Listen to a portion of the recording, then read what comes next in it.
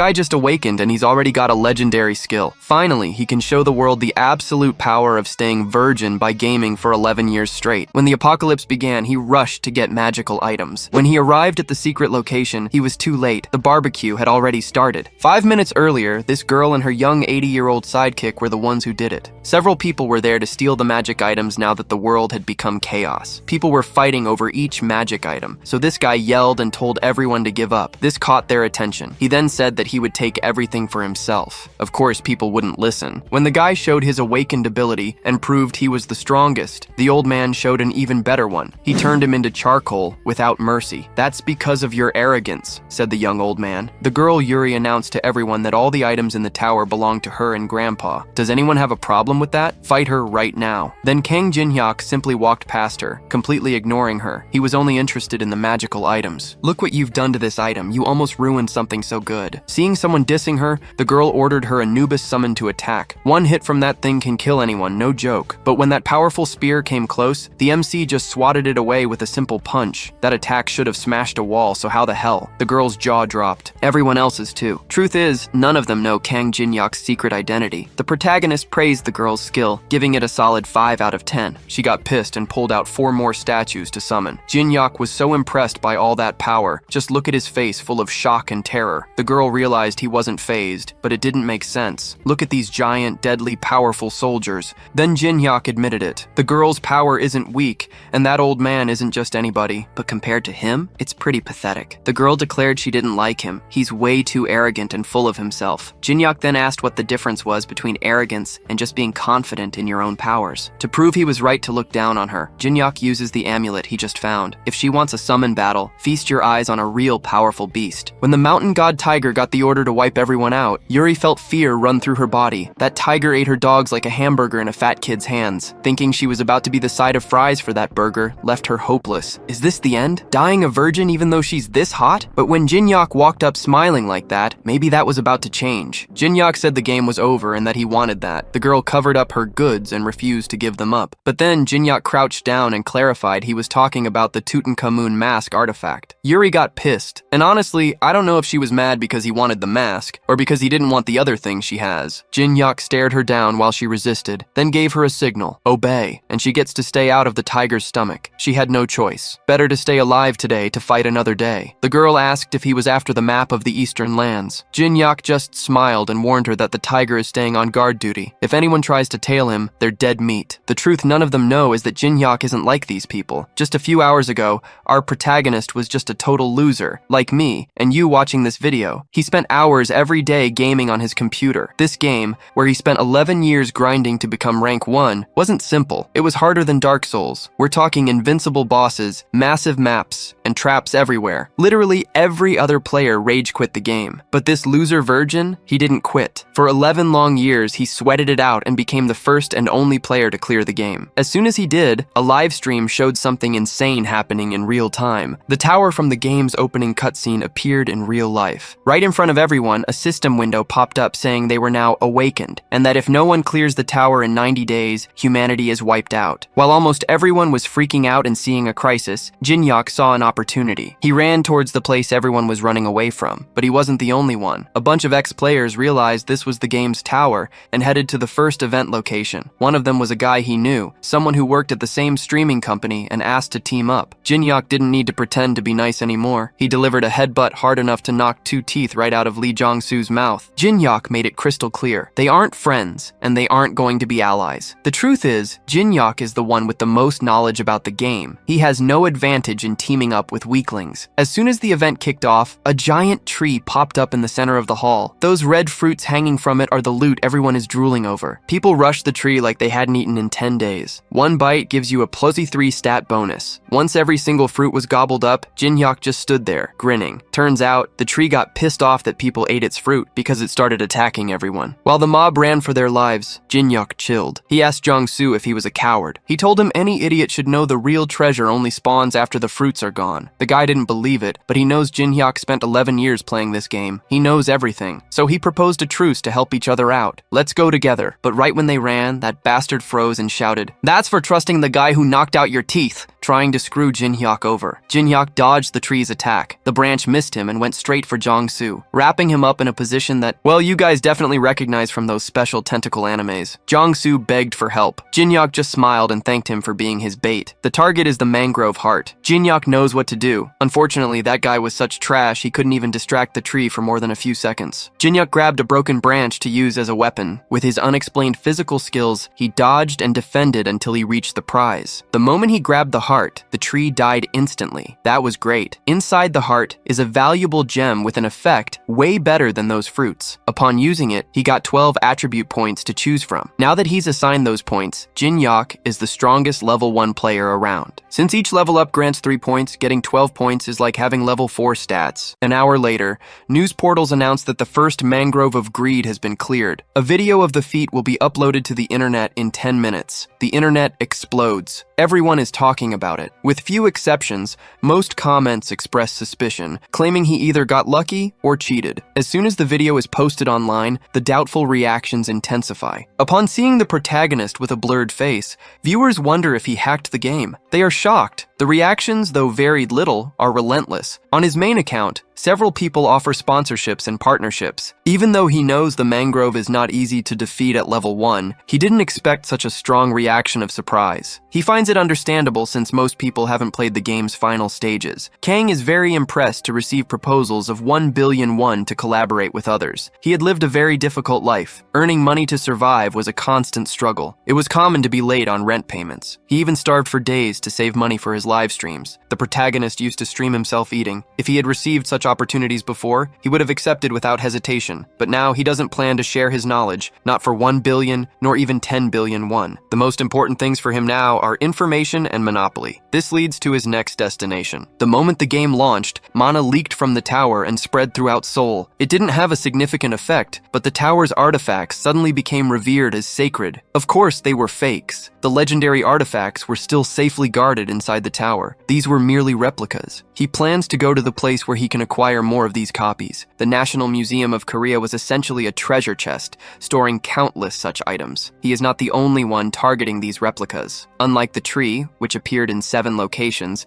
there is only one museum. People will gather from all regions, searching for these sacred artifacts. Among them will be players who were once ranked and even professionals. He enters the event area, noting that it is quieter than he imagined. As he expected, someone arrived before him, and that person's body is now fried and smoking. Given how much the world has changed, he had anticipated that people would adapt quickly. However, reality often differs from expectations, and some manage to become formidable in just one day. What everyone is targeting is an artifact kept in the classical medieval era gallery. It is the Great Map of the Eastern Land, and it is certainly not a map of Korea. This great map is imbued with magical energy, containing information about the Tower of Trials that everyone seeks. It reveals the locations of labyrinths and ruins, and explains the monsters found within each. That is why everyone wants this great map, even though its information only extends up to the 10th floor. This is more than enough to ignite the ambition in people's hearts, causing them to desire the item above all else. Consequently, they will forget the truly important artifacts hidden by the mud. It was at that moment that our protagonist reached where Yuri and the others were. He destroyed the girl easily, and is now heading to the next floor. Our protagonist has made the preparations, and is now seeking to acquire the strongest ability in the tower. Descending from the 2nd to the 3rd floor, the old man finds an artifact. He asks himself what is happening with Yuri. He wonders how the mysterious man got there. He also asks if he defeated Lee. Our protagonist recognizes the level 1 barrier that prevents passage. The old man says he has never seen a barrier like this before. However, he knows that no physical or magical attack works against this barrier. Our hero looks for the point where the mana flow diverges in order to pass through. He knew there was a way to destroy the barrier, but there was a condition. He asked the old man to constantly use his flame magic to weaken the barrier. The protagonist said, "You must do this until I go inside and return with all possible relics." At that moment, the old man understood that he must keep holding and using his magic while the protagonist was inside. Kang affirmed that he could not turn a high-ranking magic ability user into an enemy. No matter how much he thought about it, the elder concluded that he would have to trust the boy. The old man stated that he would trust the boy. The boy then said, "I will be under Grandpa's care." Immediately afterward, the old man said he would do his best and prepared his fire magic in his hands. He continuously cast magic against the barrier to weaken it, while our protagonist waited for an opening. Seeing the barrier open for a second, he prepared to cross. Our hero was not fooled and knew that someone had already been there, just like on the other floors. The iron sword with the name Qianlong written on its sheath was stolen. He recognized that the man who did this had already done what he needed to do there and left. He was also certain that it was this person who erected the barrier. The enemy was planning to leave after taking what he wanted. Kang noted that these people did not fight. The enemy was not trying to risk anything. The protagonist was certain that the enemy didn't know he picked up a second-hand relic. He then picked up the Yang Yong Tongbo. This was a personal inherent ability and the last piece of the puzzle. It was required to create a more powerful ability, along with the materials he needed. These materials included the Persian ceremonial mold and the others he had already acquired. Now the three relics were reacting with each other in front of him. At this moment, the system revealed that against all odds, he had successfully combined the relics. He acquired an SS-level relic called the Eye of Truth. It was very difficult to obtain and could see a person's status window, as well as determine if someone was telling the truth or not. The Eye of Truth was the best of the 5 eyes that exist in the world. Another reason that brought the protagonist here was the secret mission to combine 3 replicas and create an S-rank item. By acquiring the requirements, Kang gained the inherent ability of fusion. This skill allowed him to copy others' abilities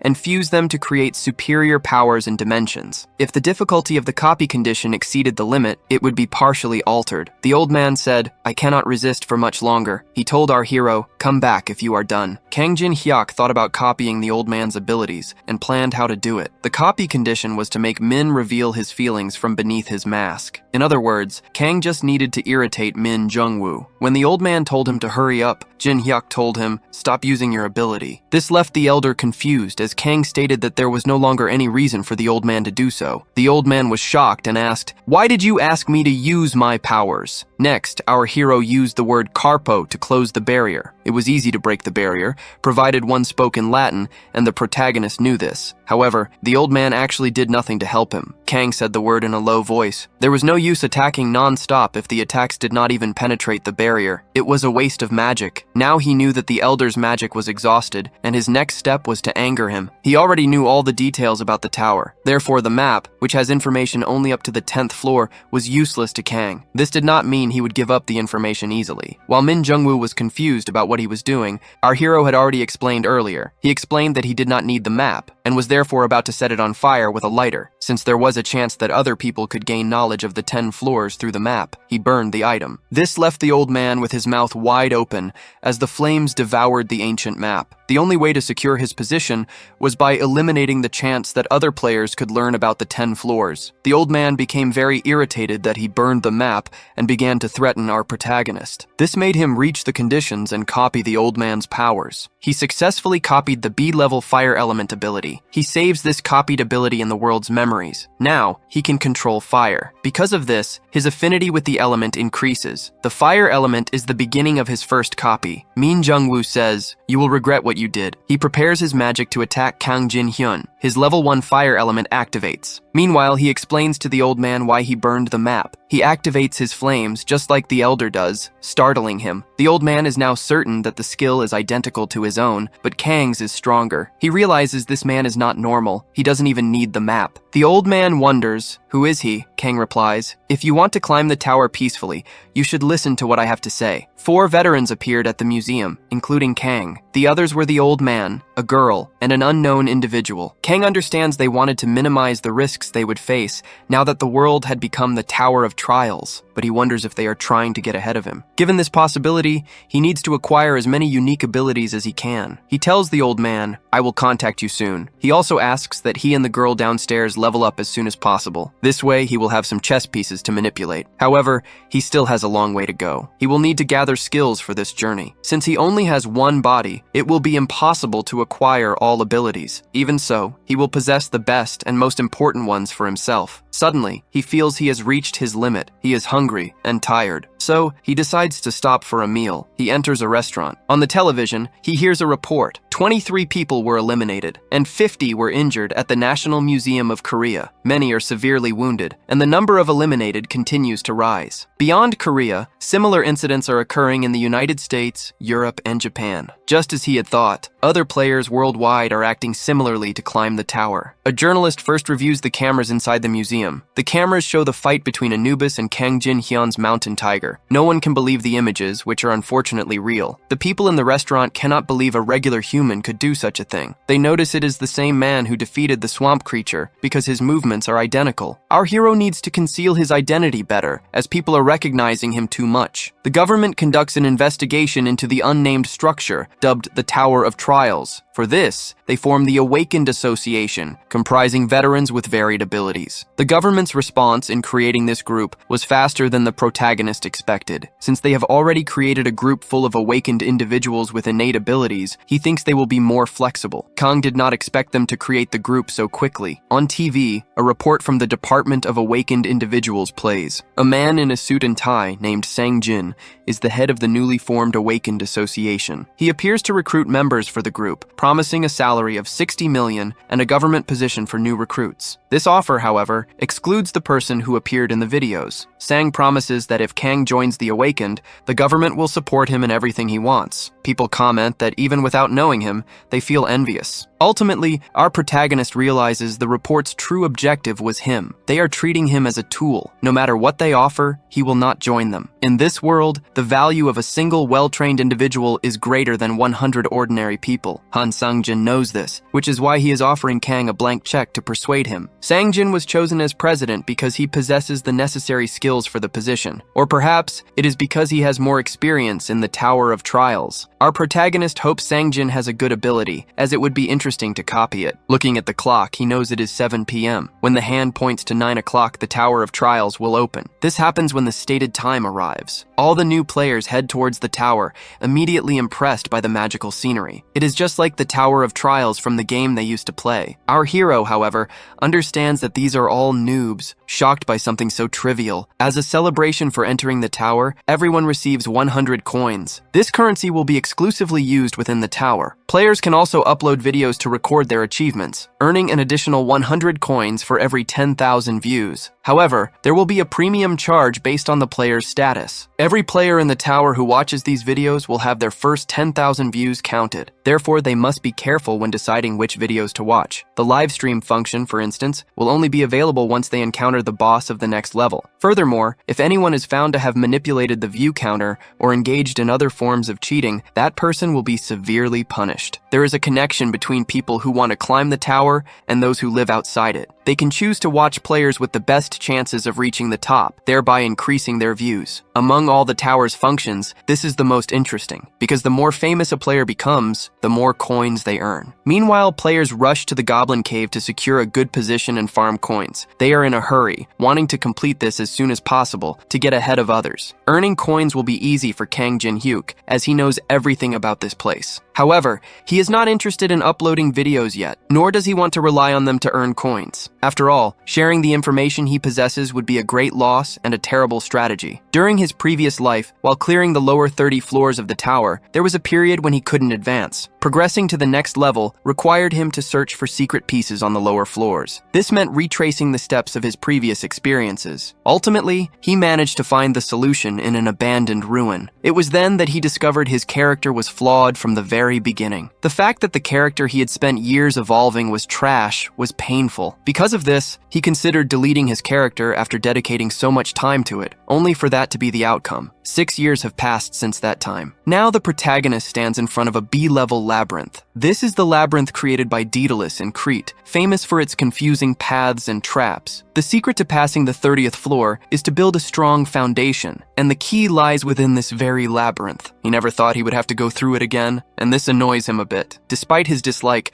a sense of nostalgia washes over him the moment he opens the labyrinth's doors. Inside, it reveals a majestic place, filled with valuable and ancient items. There are also luminous blue moths, and one of them lands on his hand. Suddenly, he encounters several unknown people and asks, "Who are you?" A friendly woman replies, "We were looking for a place to farm, and we ended up here." She explains that the labyrinth will close soon. These people followed him 10 minutes before he entered, after noticing something different about him. They realized he went straight to the labyrinth after entering the tower and opened it without a key. The friendly girl then suggests we should enter too and follow him, but the others are unsure if it's worth entering the labyrinth, as it could be dangerous. The girl then asks, "Why don't we work together to clear the labyrinth and split the prize?" Kang realizes she is trying to trick him and make him believe in numbers. He suspects she is the leader, so he activates his Eye of Truth to see if the girl is lying or not. At that moment, she states, "My name is Park Hannah. I am 22 years old, and I only reached the second floor of the Tower of Trials before this." Seeing that her name and age are correct, he also notes that she is level 1. He also sees that the girl's skill is quite interesting, Communion. Naturally, she can befriend anyone, even strangers. This skill can completely erase feelings of discomfort. The condition to copy this skill, he notes,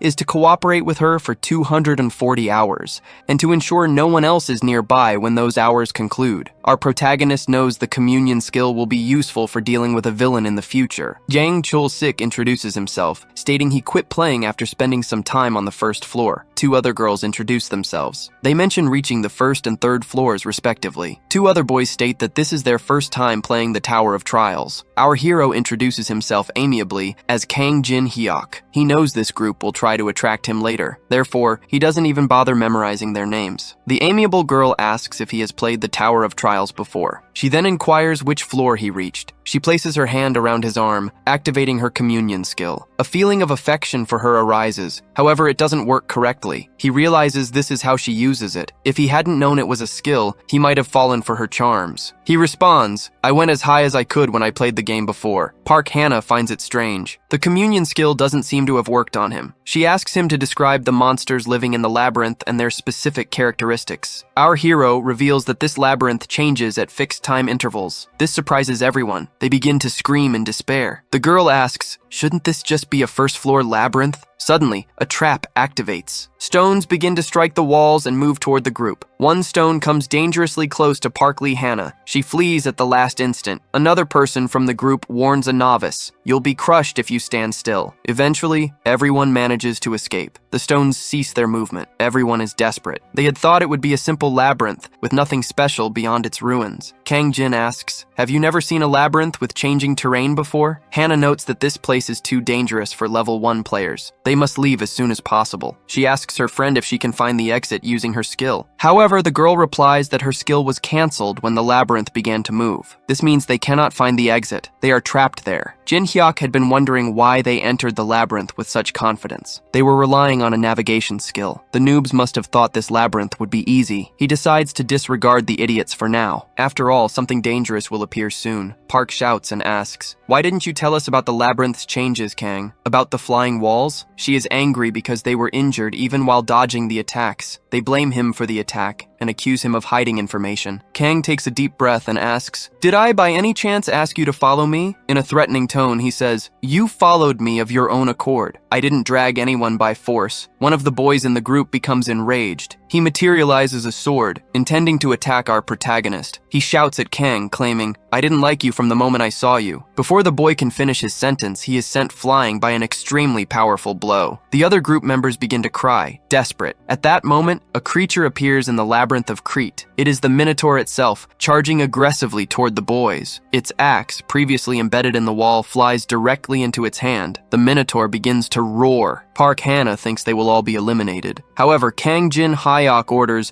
"Get out of the way." He then charges toward the labyrinth creature. The others wonder what he is doing. He actually went straight for the Minotaur during its attack. As the monster slams its large axe into the ground, our hero dodges the attack. He jumps, rising to the creature's height as he evades. However, he still takes a cut on his shoulder. In doing so, he obtains the secret evasion attribute. This attribute reduces the level gap when fighting strong opponents. It also widens the gap when fighting weaker ones. This no-gap attribute effectively reduces each level's gap by 3 attribute points when fighting strong enemies. Taking advantage of this newfound ability, he uses the Minotaur's horn to gain momentum. He lands back on the ground, knowing this is how he'll grow stronger, even at level 1. This is the best method he found after countless trials and errors against the Minotaur. The creature with glowing red eyes lunges at our protagonist. full of hatred. He has already endured attacks from this creature tens of thousands of times during his previous plays. Thus, he easily evades, and his gap attribute increases by 0.5. His body has memorized all the patterns, allowing him to widen the gap even further once more. As he dodges all the incoming blows, his gap attribute continues to rise. After all, he is a veteran. He can even evade by jumping over the monster's axe. No matter how powerful an attack is, it's useless if it doesn't hit him. The noobs are in shock, realizing they had thought of messing with him. They know they would have lost. Hannah can't believe they planned to defeat him and the monster just to steal their items. As she looks at the Minotaur,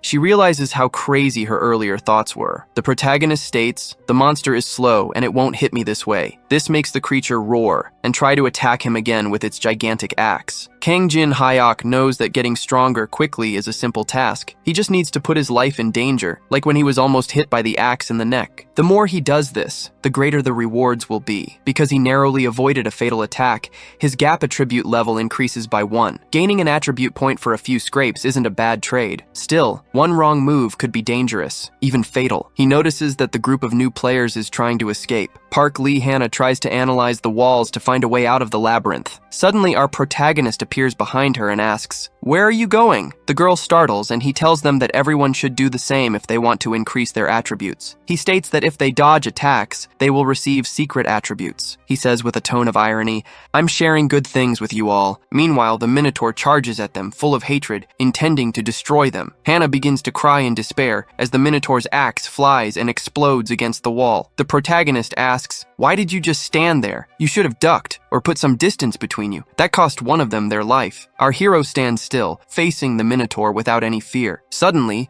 he notices the wall's shifting position, and he flees from there. He bids farewell to the Minotaur, who will now be trapped by the labyrinth's walls. The Minotaur becomes enraged by Kang Jin Hyok's strategy. Immediately after, it charges at the labyrinth wall, relentlessly slamming it with its axe. Those who survived are in shock, as they came extremely close to death. They ask if they won, and if that thing will come back for them or not. The protagonist explains that the Minotaur is attracted by the residue from the luminescent moths he touched earlier. Therefore, it will keep coming after them. Hannah asks, "Why are you doing something so insane?" He replies, "I'm doing this to increase my attributes. If you want, you can rest while the labyrinth changes. Then, we will play a bit more with the horned monster until it breaks through everything to get here." Park Hannah asks, "How long do we need to run and dodge the enraged monster's attacks?" Our hero replies, "You need to do this until you escape the labyrinth, about a month from now." The rookies are in shock, realizing they have to remain in this hell for another 30 days. If they are not with him, they won't be attacked by the monster, but they also won't gain experience. Kang Jin then asks, "Which path are you planning to take? After all, it will be dangerous to wander blindly through the labyrinth." The noobs ask if he knows where the exit is. He replies, "I know this labyrinth very well." Hannah understands that this means they won't be able to escape alone without his help. Park Lee Hannah states, "I have no choice," and decides to follow our hero to find the exit. However, Kang states, "Nothing in this world is free. You will pay a price." He points his sword at the girl and tells her, "Give me all your coins." Meanwhile, other novices face goblins in the game. One of them is live streaming, and he is one of the veterans of the Tower of Trials. He has been playing alone for 15 hours, receiving much praise and popularity online. The man with the red headband realizes this is working for him. All the forums are talking about Myeonhwan because of his brutal battles against the goblins. He thanks his team for their hard work, even though everyone thinks he did it alone. The video was cleverly edited so no one would realize he was buffed. A nasty comment appears, stating that someone completed his dungeon in just 5 hours. Mayon says, "Haters are common," and he is not shaken by it. However, a new video soon enters the Hall of Fame, causing their video's ranking to drop significantly. This person, now in the Hall of Fame, is the first in the world to successfully refine an item to +10. Juan finds this impossible, and our hero's video skyrockets in the rankings. 10 minutes ago, he told the group, "Don't stand still. Do what you need to do." They need to collect moss to make a bed, and wood to light a bonfire. The novices reluctantly obey, while our protagonist opens the market. First, he wants to protect his coins. For this, he buys 3 enchanted tarot cards. He also buys a worn-out bronze key, pieces of a wagon, and 10 refinement scrolls. These are bad items that no one else would buy, yet he completes the purchase. Because the most important thing is how these items are used. Kang Jin decides to combine the 3. The combination is successful, and he creates the Wheel of Fortune, named after the Roman goddess of luck. This is an S-level item that increases his luck for 10 minutes. After the combination, he knows that luck has a limited range. An ordinary ordinary person would not realize the usefulness of luck if they don't know its limits. But he knows exactly what those limits are,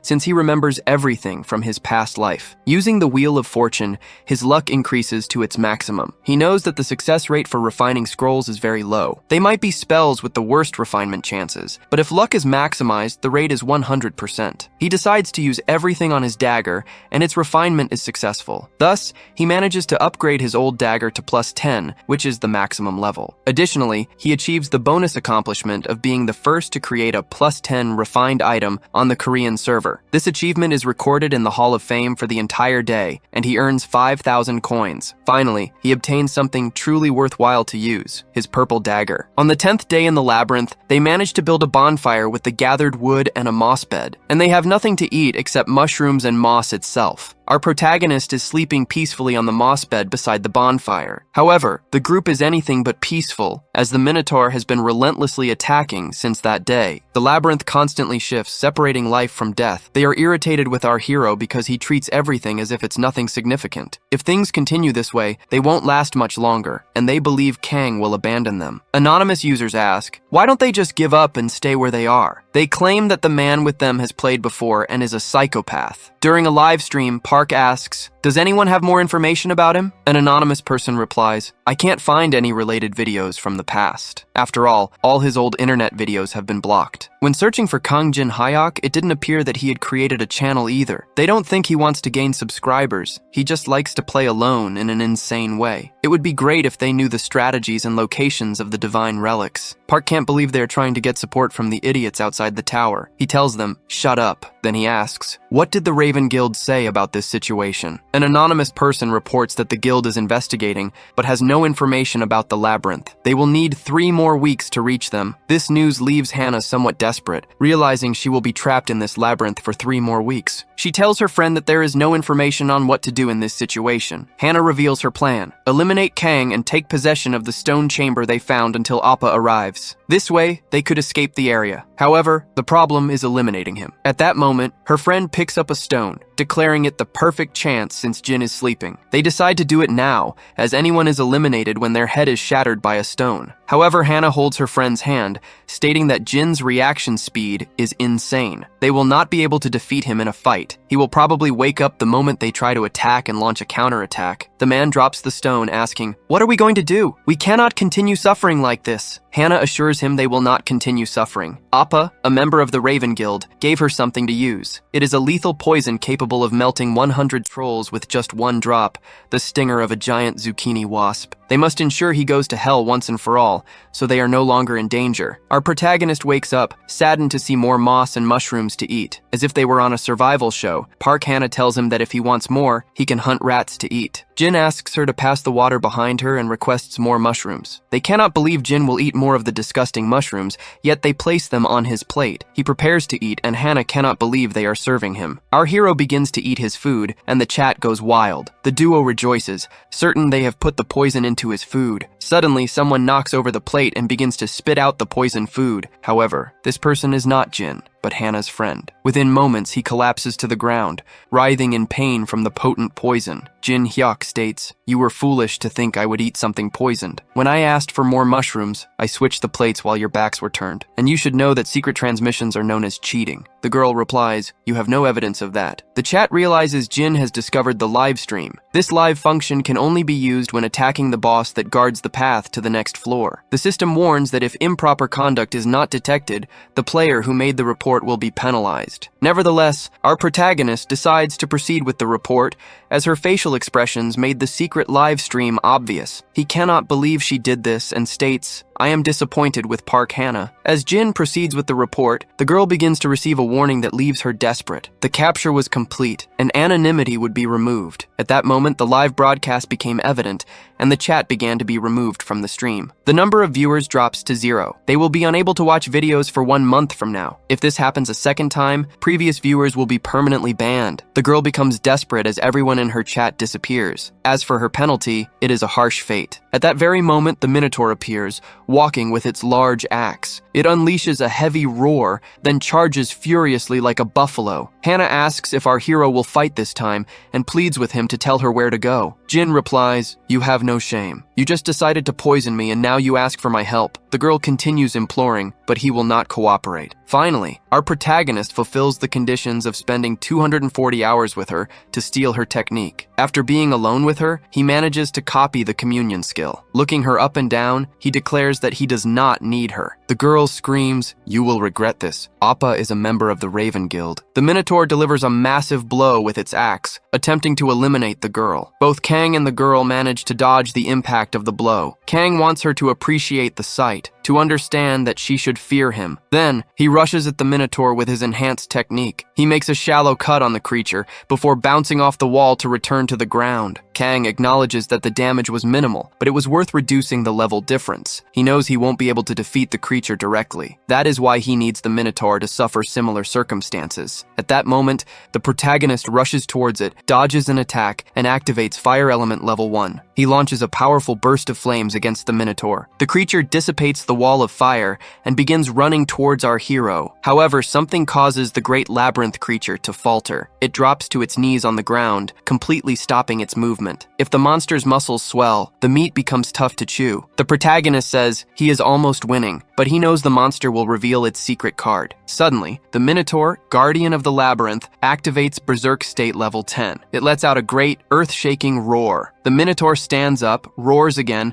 and appears to become much stronger. This leaves Hannah scared, making her question how they can possibly defeat it. Green energy emanates from its horns, and smoke billows from its nostrils. Its attack power and speed increase by 30% for 5 minutes. An additional characteristic, increased intelligence, now allows the Minotaur to speak. The Minotaur declares, "I will destroy your protagonist and scatter his pieces throughout the labyrinth. This way, no one will ever enter my labyrinth again." Kang Jin feels the monster's magic being used more efficiently than before, thanks to its newfound intelligence. He then challenges the Minotaur to a fight. The Minotaur responds affirmatively, "I will crush you." It rushes forward, delivering a blow with its enormous axe. Our protagonist defends it with his max-level dagger. Then, with surprising force, he launches the Minotaur's axe far away and continues to defend against its relentless, non-stop attacks. The fight is extremely fast. Hannah can barely keep up with her eyes. She notices that Kang is not even dodging anymore. He is receiving the attacks head-on. Even though the Minotaur is a boss with a level 10 ability activated, they are fighting on equal footing. Hannah thinks that even the entire Raven Guild would not be able to defeat this creature. Yet Kang is crazy. He is taking every attack head-on and smiling in this dire situation. It is as if he had everything prepared and already knew exactly what to do. Kang thinks to himself. No matter how much he tried to change, he hated the stagnant reality of his old life. He felt as if nothing would change,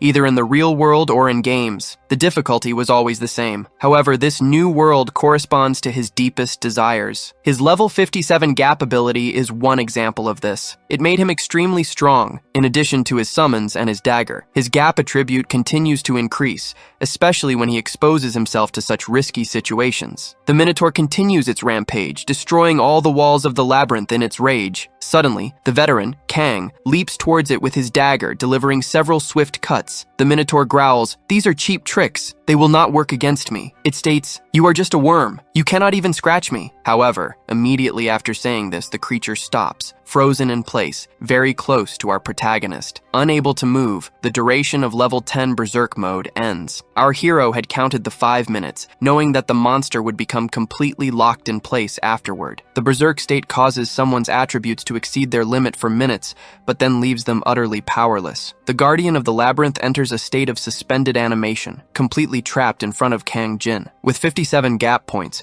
Kang can narrow the power difference by an amount equivalent to 19 levels. He still needs 20 days to reach his ultimate goal of 100 points. Kang knows the Minotaur only stopped moving because its state of fury ended. It will return to the hunt as soon as the labyrinth changes and a new day passes. Our protagonist smiles, stating that there are still 20 days left. He recalls having said it would take a month to clear the labyrinth. 20 days later, the Minotaur returns, attacking with its full strength and in a state of fury. Then a strike comes from the right, and the gap attribute increases. Next, he anticipates a strike from below and jumps. Finally, the gap attribute reaches level 100. The labyrinth monster screams, thoroughly enraged. He feels as though the monster is slowing down over time and delivers a punch to its jaw. Believing he is overthinking, he then steps on the horn of the Minotaur, which is now fallen on the ground. This is his last farewell to the creature. What remains for our protagonist is to deal with Park Hannah. He states, "I will hire an intern for the veteran players company." He asks her if she is interested, noting her lack of enthusiasm. "Aren't you interested? You haven't shown any excitement." Feigning enthusiasm, the girl says, "I want to be hired and work for this company." But first, he asks, "What can you do for the company from now on?" She responds that communion will be an extremely useful skill for managing a company. However, our protagonist says that he has already acquired this skill. She changes her answer, stating, "I will never betray you." This, however, does not satisfy our veteran protagonist, and he is disappointed. He then announces the results for the veteran players company intern position. When the girl asks for more time to think, he tells her,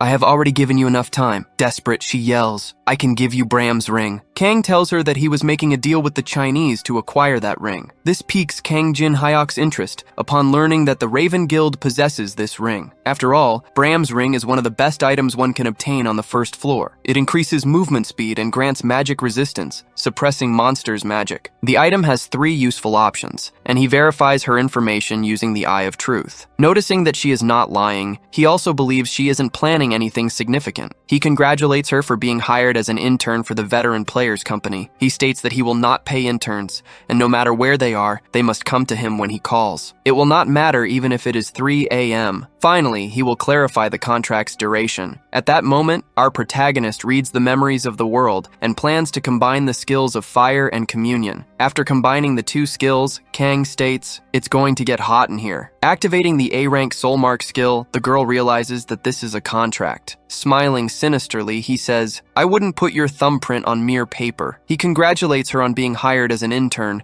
and places the soul mark on Park Hannah's face. The girl screams. The mark on the target forces obedience to the commands of whoever placed it on her. Any action that could harm the skill user is forbidden. If she fails to comply, she will be burned. At that moment, they see the light. They are the first to clear the first floor of the labyrinth. The girl is extremely relieved to exit that infernal place. This achievement will be registered in the Hall of Fame, and the players receive 5,000 coins each. As she celebrates her reward, the protagonist orders her, "Transfer the coins to me." She obeys the order and transfers the coins. Kang is certain that no one has more money than him. He also asks her to make sure she brings him the ring in 3 days. When the girl tries to say that 3 days are too few, he reduces it to 2 days. The soul mark on her face heats up, and the girl is forced to obey. On TV, a report airs about Dangun, a guild representing Korea, which is now on the 3rd floor. It is the #1 guild in the country. As other countries face difficulties, expectations for Korea are high. China is keeping their situation a secret. He believes that instead of relying on other countries, they should strive to surpass them with their own strength. He believes he should be able to defeat the 3rd floor boss alone. Our protagonist hears this and contemplates how much others will later regret their actions. He understands their ambition to be the first among challengers, yet perceives no actual need to rush. He knows there is a 90-day time limit on each floor. In other words, there is no need to rush to the 2nd floor, much less the 3rd. Moreover, if one's foundation is poor, the difficulty level increases significantly. The moment a wall is hit, the pressure from the difficulty level will skyrocket. This is especially critical because there is no turning back from humanity's extinction. Therefore, he decides to gather public information this month. In this world, where lies are overwhelming, he needs reliable people to acquire high-quality data. There is a trustworthy source he has used for a long time. He accesses this specific site. He then connects with Big-Headed Bro, whose real name is Lee Taemin, and Punchy Hothead, whose real name is Yoon Yan Hwa. Kang notes that their personalities are quite different from how they were in the game. These are veteran players who were with him in the Tower of Tests 2 years ago. Today marks the first time he has met them in person. He uses his Eyes of Truth ability to check their information. Lee is level 11, with the innate ability King of Machines. Just as Kang thought, Lee also acquired this ability again this time. This innate ability specializes in large-scale battles, with the drawback of consuming a lot of mana. Yoon Yan is level 12, and her innate ability is Taekwondo devotee, which deals significant damage. Seeing their similar levels, Kang assumes they are hunting together. This makes sense, as they always worked together in the past, too. The condition for Kang to copy their abilities is for all three of them to reach the 20th floor together. Kang introduces himself and admits that his in-game name was equivalent to a fart sound. He is ashamed of having chosen that name 11 years ago. He also mentions that he is 26 years old and worked as a streamer on digital platforms, and Lee used to watch his streams. Lee asks Kang to stop being so formal, reminding him that they met many times during the game. He suggests they would feel more comfortable if they talked without all this formality. Kang knows they are very friendly. In the past, there were people who only wanted to use and betray him. Perhaps he had become corrupted by getting involved with such bad people. Even though this is their first personal meeting, he feels very comfortable with both Lee and Yun-Yan. Through their conversation, he manages to discover everything that happened while he was trapped in the labyrinth. This includes the movements of the best guilds around the world and what other streamers were doing. Furthermore, he learns about demonic groups that kidnapped people and stole their coins. Lee then realizes that Kang spent a month in the labyrinth and therefore must not have taken the test. Kang becomes confused about this test. Lee explains that a large number of people went to the tower, and the death toll on the second floor is extremely high. Because of this, the Awakened Association restricted tower climbing only to those who passed a specific test. Upon passing, they would receive an identification code, like the barcode on Yun Yanhua's wrist. Han Sang-jin, the CEO of the Awakened Association, used the reason of reducing deaths to gather players with innate powers. Since things have come to this point, Kang decides he wants to experience the association system and use it to his advantage. Arriving at the Awakened Association Tower, Kang enters. Players with an F rank or lower are immediately disqualified from entering the second floor. On the other hand, if one receives a high rank, they will get many calls from the nation's best guilds. That is why there are three types of people who enter the test site. There are those who simply want to qualify to climb the tower. There are also those who come to judge people's ranks, hoping for a journalistic scoop. Finally, there are those who come to publicly announce their ranks to the world. For example, there is Park Hannah from the Raven Guild, who survived the labyrinth, with Park Hajin beside her. Behind them is Kim Gitai from the Fighting Dads Guild. Everyone immediately starts taking photos of them. Kang gets irritated by the sheer number of people in this place, comparing it to a pigsty. Park Hajin comments, "Many people are dreaming of making money." Kim Gitai then demands, "Get them out of the way." Kim Gitai threatens Park Hajin, telling him to perform well today, as he only came because of Park's brothers. At that moment, the two brothers promise to do an excellent job, so as not to disappoint Kim. Their bodyguards begin to clear a path, shouting, "You'll get beaten if you don't move." However, one bodyguard threatens another person who hasn't left the spot. Kang Jin-hyuk asks, "Why would you do that? I took my number and I am waiting for my turn." Park Hajin shoves the bodyguard aside and angrily confronts our protagonist. He declares that he does not know who Kang is and warns him that he is making a mistake and should get out of the way immediately. Everyone watches in shock as our veteran stands against Park Hajin. Kang Jin-hyuk realizes that this is the man Hannah spoke so highly of. He activates his Eyes of Truth ability, checking all the information on this level 8 man. Park Hajin becomes uncomfortable with Kang Jin-hyuk's fixed gaze. Kang discovers the condition for copying his abilities. To copy his innate ability, he must increase his friendship with the target. If he becomes hostile, he can copy any of his common abilities as desired. Upon learning that he can maximize hostility, our hero becomes very interested. Park Hajin continues to threaten Kang Jin-hyuk, demanding he move out of the way, while Hannah watches him in shock. Kang gives a wicked grin in Hannah's direction, making her break into a cold sweat. Suddenly, our protagonist grabs two of Hannah's brother's fingers and maliciously breaks them. Her brother screams in pain. This enrages Hannah's brother, who then prepares to attack our hero. All the journalists at the scene move back to avoid being hit by the impending attack. Our protagonist observes them, then grabs his water bottle and throws it at Park Hajin. Park Hajin slashes the bottle. As he attempts to lunge at our protagonist, he is suddenly struck and falls to the ground. No one understands what happened. They believe he simply tripped and fell on his own. However, Hannah knows Kang Jin-hyuk and understands that it was a direct attack from him. Kim Gitai of the Fighting Dads Guild appears to put an end to the fight. Immediately, our hero activates his Eyes of Truth. The ability fails to activate due to a significant level difference. This means that Kim must be level 20 or even higher. Kim Gitai then states that the young man is problematic,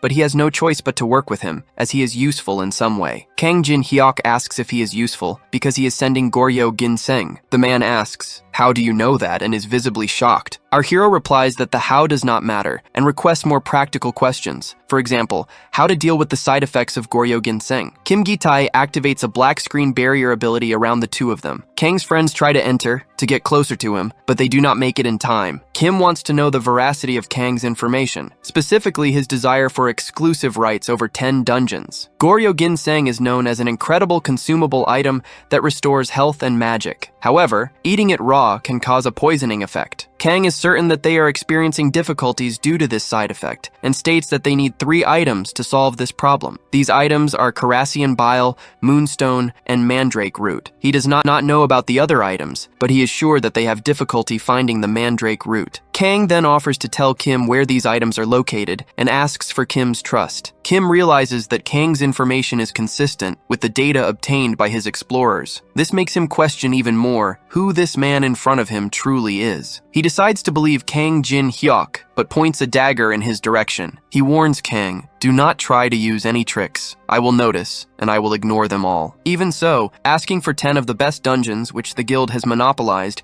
is a high price to pay. Therefore, he decides to place a limit on their contract. However, our protagonist states that Kim is not understanding, and his eyes begin to glow. After all, he is the one making the proposal and offering the opportunity, not Kim Gitai. Suddenly, a woman shatters the barrier and throws a man far away. The girl warns everyone, "Step back if you don't want to be eliminated." Because of her, the black screen barrier ability is being deactivated. Our hero tells Yanhua to calm down as he steps away from Kim. Concerned, they ask if he was dragged away. They demand to know what just happened. They assume he is surprisingly easy to talk to and convince. Indignant, Park Hajin confronts the man. "Are you really going to let us leave unharmed so easily?" He pleads for another chance, to use his powers and reverse the situation. Kim chokes the boy and warns him, "This man is not weak. You cannot face him." Kim adds, "You will regret it if you act so imprudently next time." The boy almost faints. Immediately after, the man releases him. He wonders what exactly happened inside the barrier that made Kim humiliate him like that. Filled with rage, he plans to eliminate the man. Meanwhile, the Prota meets the conditions to copy Park's D-level light breath skill. This skill grants him passive mobility, allowing him to control his breathing and heart rate. The skill is saved in the world's memories after our protagonist provokes Hajin. He knows it is time to take the test and discover his true ranking. He wonders if his intern took the test after eating wild ginseng, because she achieved first place in the rankings. The test is simple. He only needs to hit the magic crystal in front of him using items or skills. The essential part is the amount of potential that hits the crystal, as this will measure his strength. She asks if he will use the weapon without innate skills. Kang affirms, "My dagger is sufficient." The man tells him he can start whenever he feels ready. Meanwhile, Jin walks over to a different crystal. They warn him that it's a medium-level crystal. They ask him to try a lower-level item instead. He is told, "It is impossible for medium-level crystals to react normally." The veteran player doesn't care. He activates his gap attribute to its maximum level. Immense energy begins to circulate through his body. He wants to see just how strong he has become after emerging from the labyrinth. He unleashes a strike with his dagger,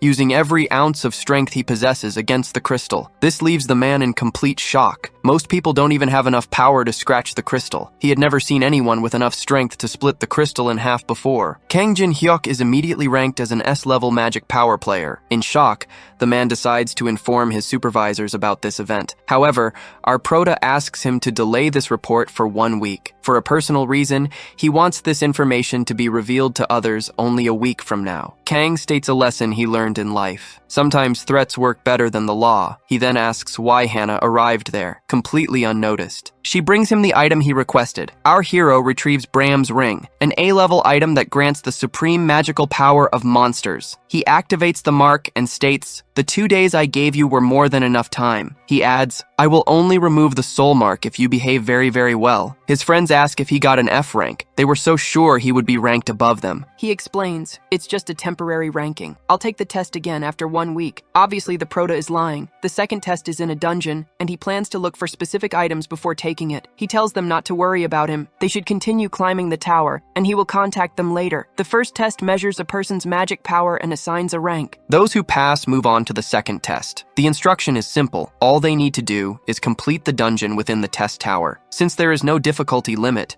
most people choose Goblin and Orc dungeons. However, the place he is heading to is a ruin that only exists on the first floor. It is a forbidden zone. It has never been conquered before, despite appearing in the test tower 11 years ago. Now, in his new reality, it will be the same. It has been a very long time since he last visited this dungeon. This is the Chamber of the Fallen, a place with floating stones. However, someone else is with him, testing his patience. They are located in the mountain ruins, on the first floor of the test tower. As an F rank, he cannot enter the ruins alone. The regulating guild would not permit it, so his only option is to register as a porter, carrying boxes on his back to gain entry. A man asks Kang what brings him to this place. Kang replies, "I need money. I live alone." The friendly man says, "I'm here to help my wife and children." Our hero knows that men like him are usually the first to die. This porter warns, F ranks need to be careful. Any mistake could mean the end. Ambulances cannot save them. Jin affirms, "The people here will all make it back home." The man doesn't quite understand, yet he thanks him for saying that. He is much more enthusiastic compared to the others. The ruins of the Chamber of the Fallen will now begin. This raid is S difficulty. They must defeat the area's boss and claim the throne of the ruins. The reward will be a divine relic. However, if they fail to defeat the boss,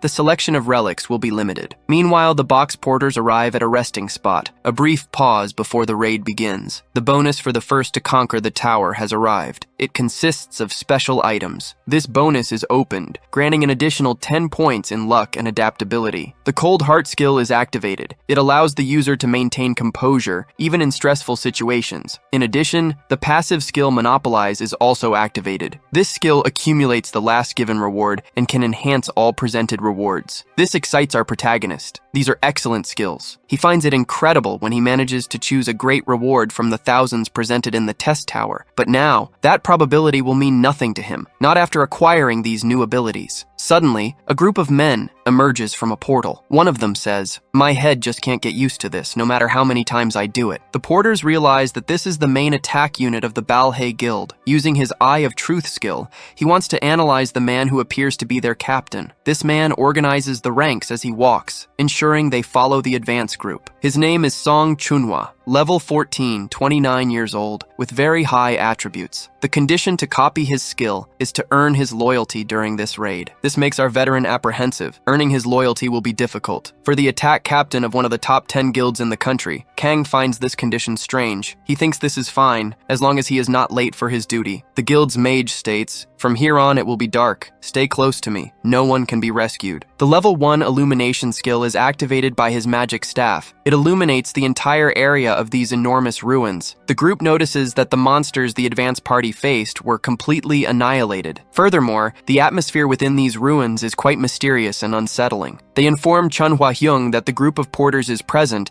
and that they should follow the guild. Our protagonist finds it strange that there were no fatalities after a fight with so many monsters. This should have been impossible, given the attack power he witnessed from this guild before. A man from his group tells him, "Don't just stand there. Deliver their water and ice." He is a forgotten porter, and he must attend to the foreigners. The foreigners wear distinct armor, featuring a cross symbol on their shoulder pads. He had been wondering where they were from, but then he remembers. They are the European elite, the Zion Guild. Kang notices a very short person among them and considers befriending this group. As he brings them the water and ice, he begins to strike up a conversation. Activating his communion skill, the target immediately forms a positive impression of him. The short knight is revealed to be a very beautiful woman. Our protagonist recognizes her as the youngest daughter of Europe's aristocratic Laurentia family. She is a versatile player. She possesses divine power, allowing her to attack, defend, and use healing abilities. She is a heroine from Amsterdam, a city that was almost devastated by an outbreak. As one of Europe's most famous players, she is known as the Saint of Amsterdam, Teresa de Laurentia. Now he understood why no one in their group had died. It was due to her presence. Everyone wants to climb the tower, but unexpectedly they chose the ruins instead of the third floor boss. His Truth Eye skill activates, but it fails. The level difference between them is too significant. He cannot believe there is such a huge difference between them. The girl has likely surpassed level 20. However, his luck and adaptability attributes suddenly neutralize the level difference. Because of this, Truth Eye reaches level 2 and activates successfully. He can now view the target status window. Teresa de Laurentia is 22 years old and level 29. She boasts impressive attributes and ranks among the top 100 players. Therefore, the condition to copy all her abilities is to save her life in a dangerous situation. He is not surprised that people are going crazy over her, as her attributes are truly impressive. He notices she has an active class quest. This explains why she gave up fighting the boss and came to the ruins instead. The girl thanks him. Our protagonist says, "I should be the one thanking you for your presence." He is grateful. He has received an opportunity to gain an innate ability, the strongest among paladins. This ability is called Blessing of the Stars. The only problem now is creating a situation where she is in danger and then saving her from it. This is definitely not an easy condition to fulfill. Suddenly, shouts erupt. They are screaming the guild captain's name as if someone is in immediate danger. They tell Hyung that they are in serious trouble. This is due to the Guardian Sentinel. The system announces, "The Guardian of the Ruins has spotted the intruders and initiated an attack. You have 10 minutes remaining." The Ruins security system activates a bomb whenever it receives an external stimulus. After this stimulus, it invokes the Sentinel. They suspect some idiot must have triggered it. However, they don't want to complain. The creature has already awakened, and they only have 10 minutes left. It would be foolish to fight the Guardian with their current attack power. They would only end up losing. He decides to evacuate the non-combatants within the next 10 minutes, but he quickly changes his mind. He cannot think of the end if they haven't even started to fight. Hyung becomes very confused. He knows how difficult it was to become captain. Because of this, he does not want everything to end this way. He decides to press onward, deeper into the ruins. People think he is crazy, especially since the reinforcement group hasn't even arrived. They warn that the Guardian will appear from all sides. He commands them to follow him, reminding them that he is responsible for the guild. They can do this even without the reinforcement group,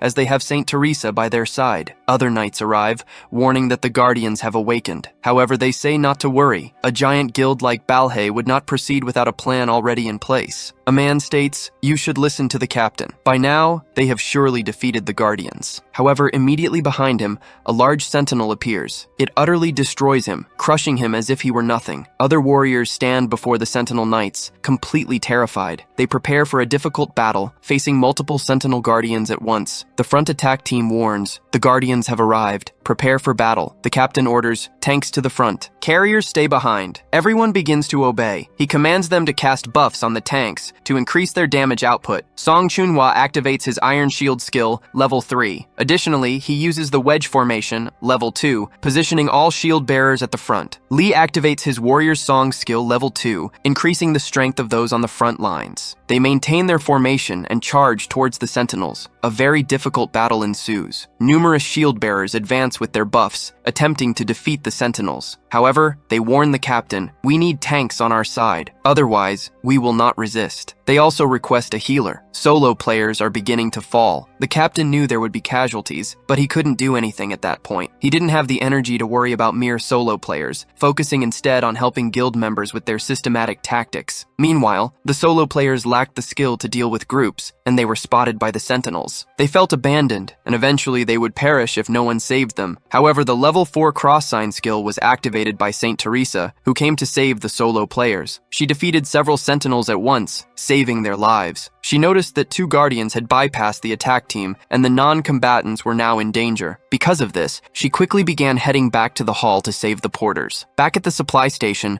the porter had not been protected and was gravely wounded. He felt he was about to perish, as a sentinel prepared an axe attack against him. However, this sentinel was cut into several pieces and defeated by our protagonist. He recalled the old man, to whom he had promised they would all get out alive. With no time to celebrate, the porter warned him that another guardian was right behind him. With quick reflexes, our hero dodged, then activated a fire skill. A huge smile spread across his face as he prepared to incinerate the giant knight. In just one attack, he brought down the monster and waited for someone to finish it off. He needed to maintain his level 1 status and thus did not want to eliminate this guardian himself. He couldn't believe they had awakened the guardians of a brutal ruin and saw no benefit in doing so. He wondered who had done this. At that moment, Saint Teresa arrived to save the porter. She had thought he was a good person until she saw him threatening a non-combatant with a knife. She asserted that it was Kang Jin Hyok who had awakened the guardians and declared she would arrest him immediately. Confused, he received a sword attack from Saint Teresa. She pleaded, "Don't resist. I don't want to hurt you." He tried to explain, saying it was a misunderstanding, but she refused to listen to his excuses now. She continued attacking him with her weapons. Seeing that it had come to this, he retaliated. He pushed the woman against the stone wall, lightly injuring her. Pointing his max-level dagger, he affirmed that he was not the one who had awakened the sentinels. After all, if he had done it, he would have eliminated her instantly. The porter asked, "Why are you two fighting? Kang saved my life." When Teresa heard this, she repeatedly apologized for the misunderstanding. Our protagonist understood her, saying, "Anyone could have misunderstood the situation." She then asked, "Why did you hide your identity from me?" Jin Hyuk replied, "It's for the same reason you are. I'm on a secret class mission. I'm trying to obtain St. Peter's written oath, and I'm using the Zion Guild as a smokescreen. I'm also looking for a secret item." She then wondered how he knew all of this. He also asserted, "I want to know all the tactics of this ruin, and I believe it will depend on your skill. So can we proceed together on this journey?" Meanwhile, the guild captain stated that they needed to gather their forces to move forward. He told Teresa, "There's no reason to move independently." She responded, "You have a map of the ruins up to the checkpoint, and you should be accustomed to the strategy. Besides, our contract states that each team will be commanded and move independently from one another." Receiving this strong argument, the captain was left speechless. Finally, he accepted, saying, "You need to regroup with us before we reach the edge of the map." St. Teresa replied, "I will find you." "I will." She then asked, "Can I take a porter to help?" Captain Hyung agreed, as long as she promised to return. The other porters knew she was embarking on a hellish journey, and none of them wanted to be chosen. However, our hero raised his hand to be chosen, saying, "I'll go with you." The porters in the group told the young man, "You shouldn't do it. It's too dangerous." But he knew he wouldn't get anywhere with this atmosphere. Because of this, he asks if they never burned with desire when they were young, just like him. With sudden force, he shouts that this is the moment where he will fight for love, even if it costs him his life. The porters are moved, and they finally understand the young man's desire. They end up supporting him on the independent journey he will take with St. Teresa. They encounter several undead creatures in the area. St. Peter's written oath rests on a sarcophagus in the middle of these undead. Kang asks if she knows that they must get rid of the barrier around the sarcophagus, and she confirms that she does. Suddenly, they receive a warning. It states that the owner of the Chamber of the Fallen is watching them. This is an indirect message from the boss, who had never shown any attention to players before. The saint asks if he saw the message, and she believes it was sent by the boss himself. However, she does not understand what he meant by watching them, and she thinks that perhaps he recognized her. Surprising her with his confidence, our protagonist states that he was the one recognized. Teresa then asks about the strategies for this place, which he had mentioned knowing. The paladin leaps into the midst of the undead horde and activates her warrior's song ability. All of her attributes will increase by 3 for 10 minutes. She is following the simple strategy Kang outlined, which is to attract the creature's attention. They all brutally rush towards her the moment she unleashes her divine power. They enter a state of chaos. She activates a light and begins to attack them non-stop. While she attacks, the veteran steps over them, trampling their heads. Teresa has drawn the attention of everyone. The fact that she is handling the monsters reduces Kang's chance of leveling up. Suddenly, a red lightning bolt strikes the middle of them, surprising both of them. Lich, the skeleton in black robes with a red staff, launched this magic into their midst. Next, a sentry tries to attack our protagonist, who dodges like he is in the Matrix. He realizes that there shouldn't be any headless knights here. He wonders why the pattern has changed. He thinks he must take external variables into account next time. The elite Lich's Black Thunder can be used to deal with headless knights, and it is dangerous enough to end the life of a veteran player, just like him. Again, the Lich prepares its black lightning bolts, surrounded by a red aura. Our hero was already prepared and remained calm as he dodged. This causes the lightning to hit the Class 3 barrier, which is shattered by his ability. Thus, the magical barrier's ability is destroyed, releasing the sarcophagus. Kang Jin Hyuk takes his dagger and easily shatters the sentry. He asks, "What will the monster do now?" After all, Teresa is also wiping out almost all the undead on her side. Only the elite Lich remains. It receives a cut and is instantly defeated. A person then calmly steps on its skull and crushes it. The protagonist knows there is only one person who can move and predict monster movements like that. This person says that they knew Kang Jin would be in this place.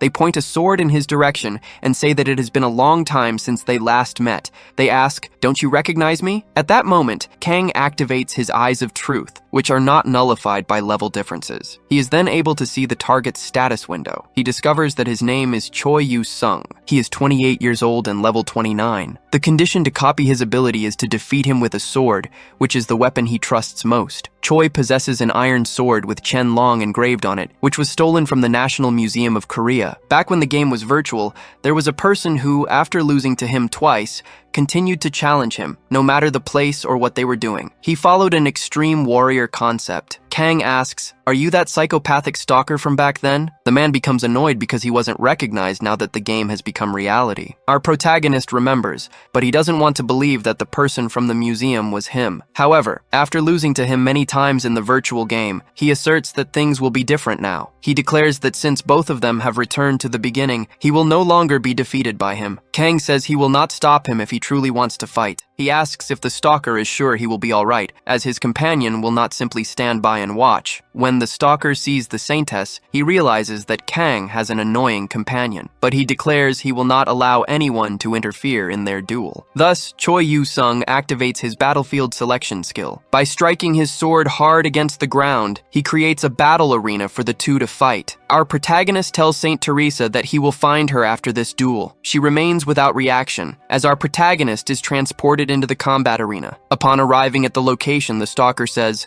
"Nobody will disturb us here." Then he challenges our protagonist. Choi Yu-sung activates his level 5 man-to-man skill, which increases his attributes. Meanwhile, Kang Jin-hyuk's attributes decrease by 10%. His attributes are diminished due to the combined effects of the battlefield and man-to-man skills. This has created a disadvantageous combination for him. Because an extremely disadvantageous situation is detected, a special fusion condition is activated. When a situation is disadvantageous for original copy conditions, they are modified accordingly. Thus, the skill copy is approved even before the conditions are fully met. Our protagonist decides to copy Choi Yu-sung's unique skill, the level S Song of Swords skill. This skill increases his understanding of swords by 200% and makes his attacks more efficient. Subsequently, the copied skill is registered in Kang Jin-hyuk's world memories. Irritated, the stalker says, "I am being ignored again." He then charges at Kang Jin-hyuk with hatred. Jin materializes his dagger, and they begin an equal-footed sword combat. Kang asks, "What are you planning? What happened to your mid-range fighting style?" He adds, "After all, you have started fighting with swordsmanship now, and you seem to be enjoying it." Extremely irritated, the stalker says, "You were always ignoring me until the very end." He then uses the soul-catching sword energy. Attacking with full force, he unleashes various attacks against our protagonist. Our protagonist says, "You are trying too hard." Using sword energy against a beginner swordsman, he dodges all of the attacks. This irritates the stalker, as he is being called a beginner, even though he is not. Kang realizes his blade will break if he faces the sword energy with it. So, he decides to create a skill that can directly counter sword energy. Thus, he fuses the Song of Swords with the demonic soul pill. As he runs the pill along the blade of his dagger, the fusion skill is activated. In this way, the Song of Swords and the demonic soul pill item are fused. A great radiance emanates from his area, forming the unique skill, level SS Sword Tomb. This skill increases his understanding of swords by 500%. Additionally, his body will now follow the most efficient path in combat. The skill is activated along with level 1 Black Moon Knight. This power is not even 1/10 of his original strength. Even his current magical power is not enough to control it. He knows he must increase it further to reach his past strength. The stalker is in shock, witnessing the amount of strength Kang now possesses. The stalker is in a battlefield optimized for him, and his opponent is not even using techniques from his own specialty. Everything should be in the stalker's favor. Yet Kang Jin dominates the combat. Emitting a vast amount of aura, Kang strikes with his dagger. The enemy defends the blow, but Kang's target begins to sink into the ground from the sheer force. Moreover, Kang makes his enemy's sword fly out of his hand. He declares, "I have defeated you again." This marks the 138th time Kang has won. When the stalker asks to be eliminated, our protagonist says, "The next duel will be the 139th time." He continues, "You must know that the tower is not something to mock. Rankers are eliminated when they let down their guard. That is why we need as many strong players as possible, especially if they are like you." He extends his hand. In reality, he needs 60 days to buy another skill from the same person. This way, he will not have to find him again to copy his abilities. Since the opponent cannot wait to deliver his skills, he activates the communion. The enemy says, "This time, I lost." He then affirms that next time, the outcome will be different. The battlefield selection skill is deactivated. Now that he thinks about it, he does not even know his enemy's real name. Kang affirms that they do not have an intimate relationship for such a thing, yet he still wants to know the protagonist's name. Our hero does not want the enemy to speak his original in-game name. Contradicting this request, Kang speaks his old name, Fart. Suddenly, the protagonist asks Chunhwa Hyung if they have already dealt with the monsters in the area. The mage replies that his detection skill is reacting to magic. He thought he had already dealt with all the monsters. He adds that an unknown being is coming toward them. Suddenly, he looks up and sees a giant iron golem approaching. He looks up further and finds a white-haired man with pointed ears riding on top of it. Seeing this appearance, the team captain knows it is a high-ranking vampire. The vampire introduces himself as Velis. He is very elegant and welcomes the humans. I am a blood relative who serves Jinzo, the master of the ruins. The captain points a sword at Velis's neck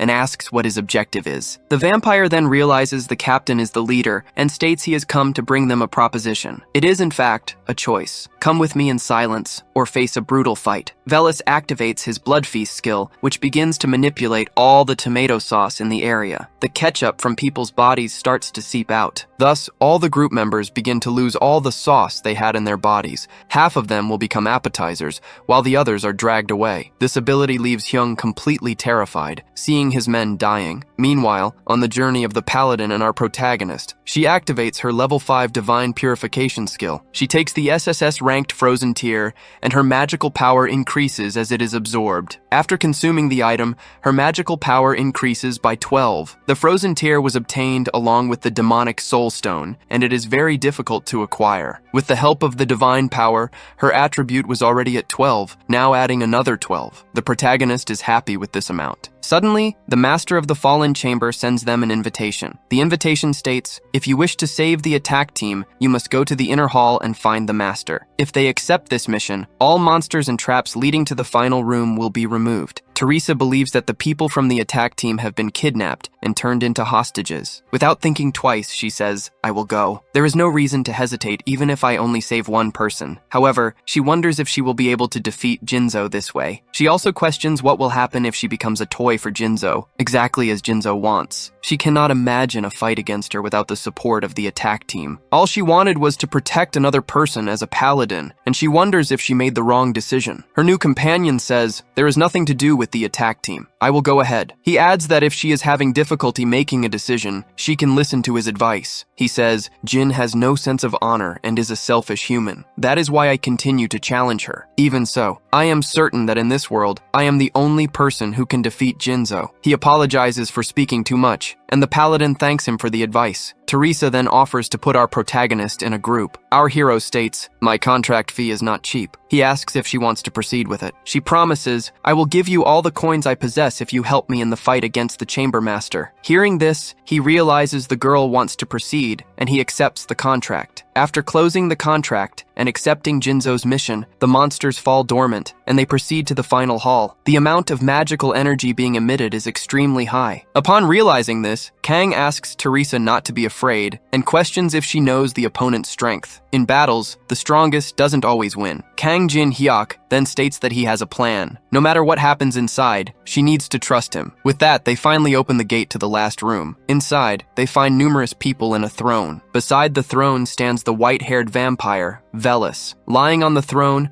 relieved they have finally arrived, is Jinzo Alice von Ataraxia. She announces, I was tired of waiting for you. Our protagonist asks if the people are safe. She replies, I will show you with your own eyes. With that, she deactivates her dimensional breaking ability, revealing the people held hostage. Our protagonist notices that even Park Ha-jin is tied up, blindfolded and gagged. He now feels certain that this idiot was the one who awakened the Guardians. Jinzo explains that the reason she invited them is because of the scent Kang emits. It's the sweetest scent I have ever smelled, even sweeter than his tomato sauce. Kang's sweet aroma cannot be compared to any other humans, and it's stimulating me. Kang reflects that no one has ever told him his red blood cells are sweet before. He says he is clearly uncomfortable after all. A vampire is eyeing his life force. Jinzo declares, I am the type who savors things. I will allow you to live for at least 60 years. Kang understands this means he would have to spend his entire life by her side with a straw in his neck. As he thinks this, she hurls a projectile in his direction, which shatters the wall beside him. He replies, I appreciate your goodwill, but I have no intention of spending the rest of my life with you. This comment visibly irritates the vampire. She retorts, your words mean nothing when it comes to this matter. The paladin asks if he is all right. Our protagonist protagonist replies that he is fine, as he wasn't hit. He then adds, "This vampire is fierce, but I promised her nothing. The only thing I will give her is something sweeter than my own blood." She scoffs, "Your attempts are useless. Nothing is more important than your tomato sauce. I will not change my mind, no matter what you offer." Our protagonist then offers a surprising deal. "I offer you freedom." The surrounding vampires become infuriated. They ask, "How dare you utter that word in this place?" However, Jinzo silences their shouts. She tells Kang, "You will take responsibility for what you just said." Kang replies, "If I couldn't do it, I wouldn't have come to you in the first place." As she demands he take responsibility, Kang Jin-hyuk introduces himself. "As the representative of the demonic humans in the tower,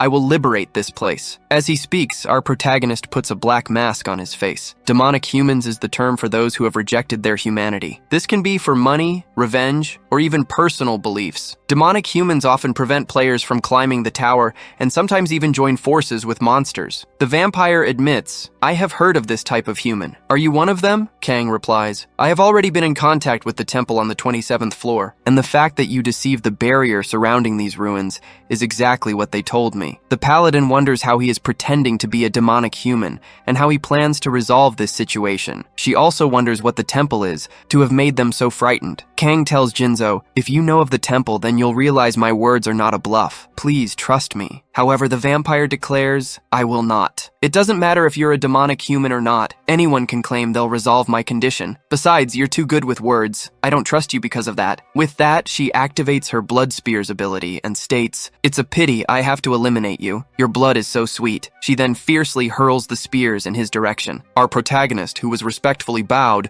did not react at first. Then, Paladin Teresa stepped in front of him and used sacred reinforcement. A large cross-shaped shield of light appeared, protecting him from the attack. The spears stopped at the barrier, unable to pierce it. Meanwhile, Saint Teresa told him to stay behind her for protection. "I will resist as much as I can with my divine power." She even reinforced her sacred shield ability and flung the spears away. The vampire spoke, "It's funny that you have to give your all against something so weak." She added that she hated divine power, as it caused her nausea. Suddenly, Jinzo activated the blood explosion ability. She declared, "I will destroy the paladin." The paladin, meanwhile, wondered how much longer she could endure. Despite this, she trusted Jin-hyuk, who was behind her, to do something. But then, to her shock, he surprisingly used his dagger against Saint Teresa. He pierced her chest with his weapon, startling her. The girl, and even the vampire, did not understand why he did this. He then spoke to Jinzo. "If I can prove that this isn't just a bluff, can Jinzo trust me?" Jinzo found this amusing, as he had betrayed the companion who protected him. Still, she demanded more proof. The paladin managed to speak. "We decided to save the strike force together, and you had a plan." "Was this always your plan?" Without a word, he cruelly finished off Paladin Saint Teresa, leaving her shield stained with what appeared to be tomato sauce. The vampire laughed, finding the human's actions impressive, and gave him a chance to speak. Our protagonist claimed, "I have a 7-star spell to bypass the barrier that traps you." He picked up Bram's ring. "I can seal your soul within this item, and the barrier will be deceived." It was the first time she had ever heard of sealing a soul inside an item. Our protagonist then revealed the reason he kept his status at level 1. He even gave up experience points he could have gained in the testing tower. The 7-star ability, Soul Transfer, was the reason Kang did this. After all, it could not be used unless the user was at level 1. The user's level condition was met, and the 7-star Soul Transfer ability activated. A magic circle appeared. Its activation cooldown was 1 year, and it could only hold 1 soul. He received a notification. The spell would conclude once he obtained the target's consent. The magic circle would disappear permanently after 1 minute, and the magic would only activate when she accepted. He looked at the vampire Jinzo. "What will you do, vampire Jinzo? Will you accept my proposal or not?" The other vampires were shocked to see that this spell could be used in such a way. Jinzo, meanwhile, told Valis via telepathy, "If Kang tries anything, eliminate him. He is not trustworthy." She herself didn't feel comfortable consenting to a spell she'd never heard of. Even so, protective measures had been taken, and she had been confined for far too long. 1,000 years had passed since she was exiled to this place. If not now, she would never escape this underground palace. She asked one last time if she could trust our protagonist and extended her hand to him. Kang replied, "If you grant me this honor, I will not let Jinzo regret it." Jin-hyuk then activated the communion ability, and the target developed a favorable impression of him. She allowed the soul transfer. Bram's ring would absorb the soul of the progenitor, Alice. The ritual began within the magic circle, and her soul entered the ring. As it concluded, she realized it was not as bad as she imagined, and actually quite comfortable. Our hero picked up the ring. "I'm happy you're enjoying your new home," Jinzo questioned. What did he just say about a new home? Suddenly, the unique ability, Star's Blessing, activated. It was revealed that the paladin was still alive, and she began to stand up. He then removed his mask and welcomed Teresa back. The blessing revives a person once, provided their death wasn't instantaneous. This brings the paladin back to life with a smile, as if they had planned this all along. Our hero realizes he no longer needs the mask. Simultaneously, the female vampire sealed inside the ring begins to curse at him. The female vampire then orders Velis to attack our protagonist. Velis immediately materializes his sword, preparing for combat. Teresa instructs them, "Guard Jinzo, as we have many questions to ask him." Since not everything has been resolved yet, they prepare for combat against the vampires. Velis proclaims, "You won't leave here alive after betraying our master." He then activates his skill, Blood Wave. A tide of vital bodily fluid rushes towards the two of them. Meanwhile, our hero activates his level 5 fire element skill. He slams a powerful torrent of fire against the ground, dispelling the vampire's magic and completely destroying the spell. He then instructs Teresa, "Recover the hostages." Teresa activates her skill, Sign of the Cross, to save Hyung and the attack team. The captain is happy that Saint Teresa came to rescue them and asks, "What's the situation with the vampires?" She replies, "Kang is handling them alone." Then the vampire asks, "How can a mere human resist my powers?" Our hero comments that fire magic is the opposite of his own. He adds that they are forgetting one crucial detail, stating, "The moment your master was sealed in the ring, you lost." He then activates his unique skill, Tomb of Swords, along with his mask and a materialized dagger. Velis activates the Dark Battle Spirit. Since magic isn't working, he proclaims, "I will defeat you with my sword. I will destroy the ring and free our master." After his declaration, all the furious vampires charge at our protagonist. Meanwhile, the captain is shocked to learn that he is fighting alone. He asks, "Who is he?" Teresa knows that if he is wearing a mask,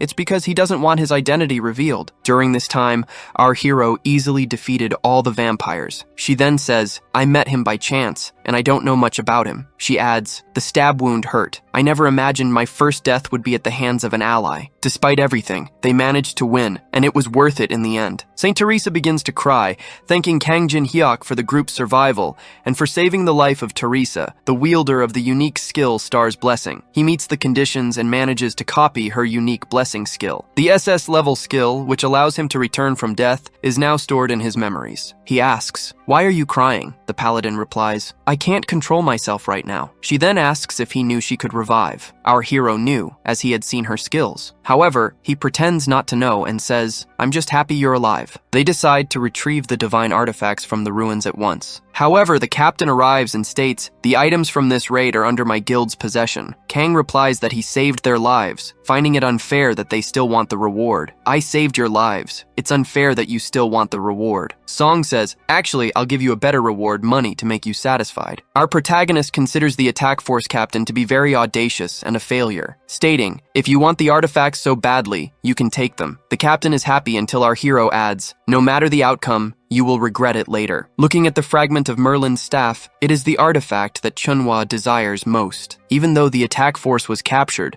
the captain believes he will redeem himself by taking the artifacts from the ruins. The moment he reaches for the staff, he receives a shock and a mark appears on his hand. Kang explains that the staff is made of fine composite materials, but it holds a curse within it. It contains a life force which can only be safely obtained by defeating Alice. However, since she is still alive inside the ring, the curse persists. Upon seeing the effects of the curse on the captain, Saint Teresa is shocked. The duo then leaves. Meanwhile, at the entrance of the test tower in Seoul, the department chief is questioned about whether the information is false or if the man is telling the truth. He simply states that they should wait and see. He also tells Agent Jung to stop complaining. Meanwhile, an affiliate of the Awakened Association decides to take action based on the information they possess. Agent Jung comments that experts believe it will take at least 3 weeks to resolve. The chief, however, is concerned that the stalker is not from the Balhae Guild and has a bad feeling about the whole situation. Suddenly, the ruin, Hall of the Depraved, is completed. This leaves the department chief in utter shock. Immediately after, the warriors of the Balhae Guild begin to emerge from the ruins. They are all congratulated for clearing the first floor and are immediately bombarded with questions. Reporters ask who was the most valuable player of this raid, specifically if it was the captain. However, Song Cheonhwa emerges without hair,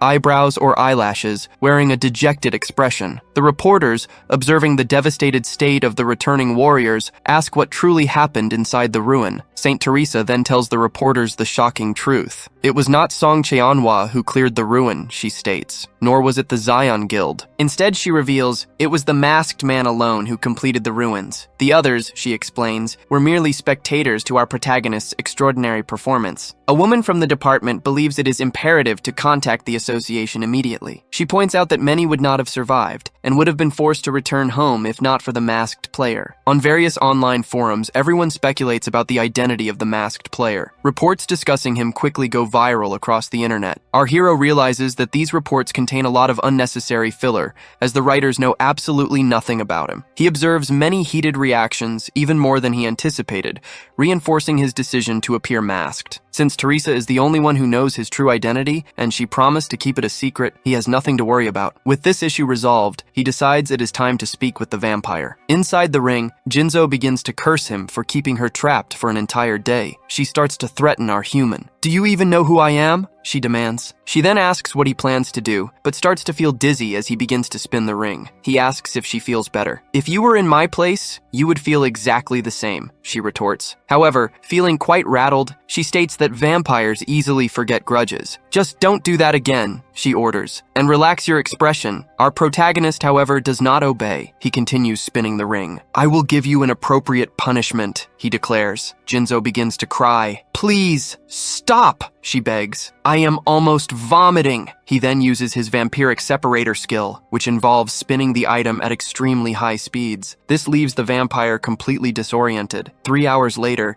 he picks up the ring once more. Jinzo continues to feel unwell, complaining of nausea as he injects magical power into Braham's ring. With a surge of energy, the vampire is materialized out of it. She grins. "The time has come for my vengeance," she declares, "to return the humiliation you made me suffer." However, she quickly notices that she is significantly smaller than him, almost miniature. Kangjin Hayek had materialized only a sealed portion of her. It is as if she is a mini version of Alice, unable to manifest even 1% of her true power. Despite this severe restriction, she is still more potent than ordinary vampires. He tells her to stop crying and listen. "What I told you in the ruin was not a lie," he asserts. Alice retorts that she does not want this kind of freedom. Our hero clarifies that this is not the freedom he promised. He can grant her the freedom she truly desires. The girl, now hopeful, stops crying. "What does that mean?" she asks. He explains that if she helps him eliminate all those who betrayed her, he will help her regain her lost position as leader of the Ataraxia family. Soon after,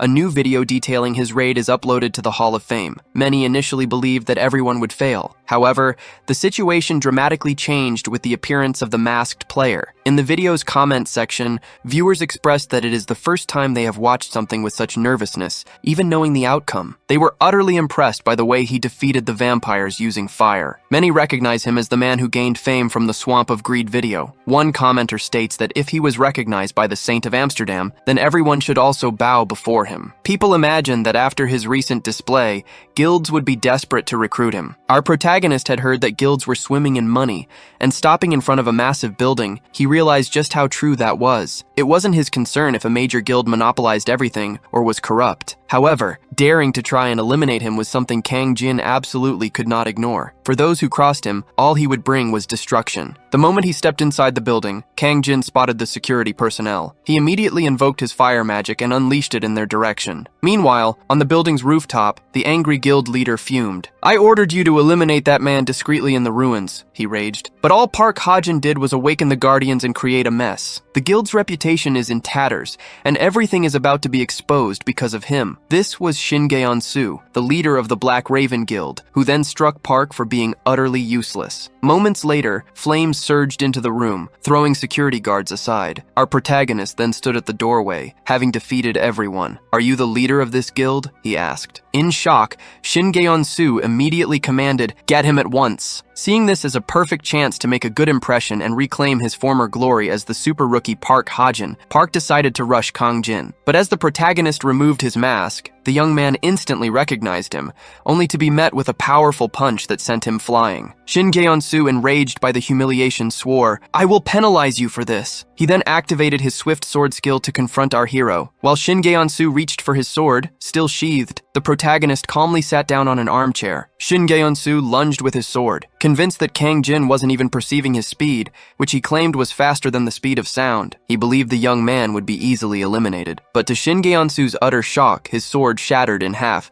broken by a Chinese board game piece. Our protagonist remarked, "These pieces are perfect for throwing." He remained seated, a piece in his hand, and calmly asked, "Shin, can you go back to discussing with me now?" Shin then asked, "Did you come here for revenge, Kang, because I tried to kill you? Are you destroying this entire building just for that?" Suddenly, a thrown chess piece struck Shin, injuring him severely. He fell to the ground, dazed. Our protagonist stated, "Your words are inappropriate." "You have done many things against me," the old man pleaded. "Please stop this. You've had enough revenge. Think calmly. After all, we have 50 high-ranking players who are not here because they are climbing the tower." He continued, "If you eliminate me, they will follow you to hell to avenge Shin Gaeon. Vengeance begets vengeance. Until one side forgives, this will never end." Kang admitted, "That makes sense. However, those words only exist to disturb your sleep." He picked up more chess pieces. "I will end things the right way. I will be the last one to get revenge, and then you can forgive me." "That makes no sense," Shin argued as Kang Jin prepared powerful magic in his hand. This left the old man terrified, as Kang Jin asserted, "I am merely following the logic of the guild leader." With that, he unleashed various projectiles of chess pieces, imbued with magic. The guild leader was struck and sent flying, ultimately eliminated by the barrage. Kang Jin then turned to Ha-jin and stated, "The only reason you are alive is because of your sister." He continued, "The best way for you is to stay out of my path until I die naturally." Then, he commanded the one feigning death to, "Get up now. If you prove useful, I will let you live. Introduce yourself." The man rose, introducing himself as Kim Hee-wong, 26 years old, who had managed the guild's general affairs. He mentioned that he had a degree in computer science and pledged to obey our protagonist. Kang Jin was impressed, realizing the situation wasn't as simple as he initially thought. It would be a waste to destroy one of the best guilds, so he decided to leave its management to Kim Hee-wong. Kang reassures Kim Hee-wong that it is nothing major.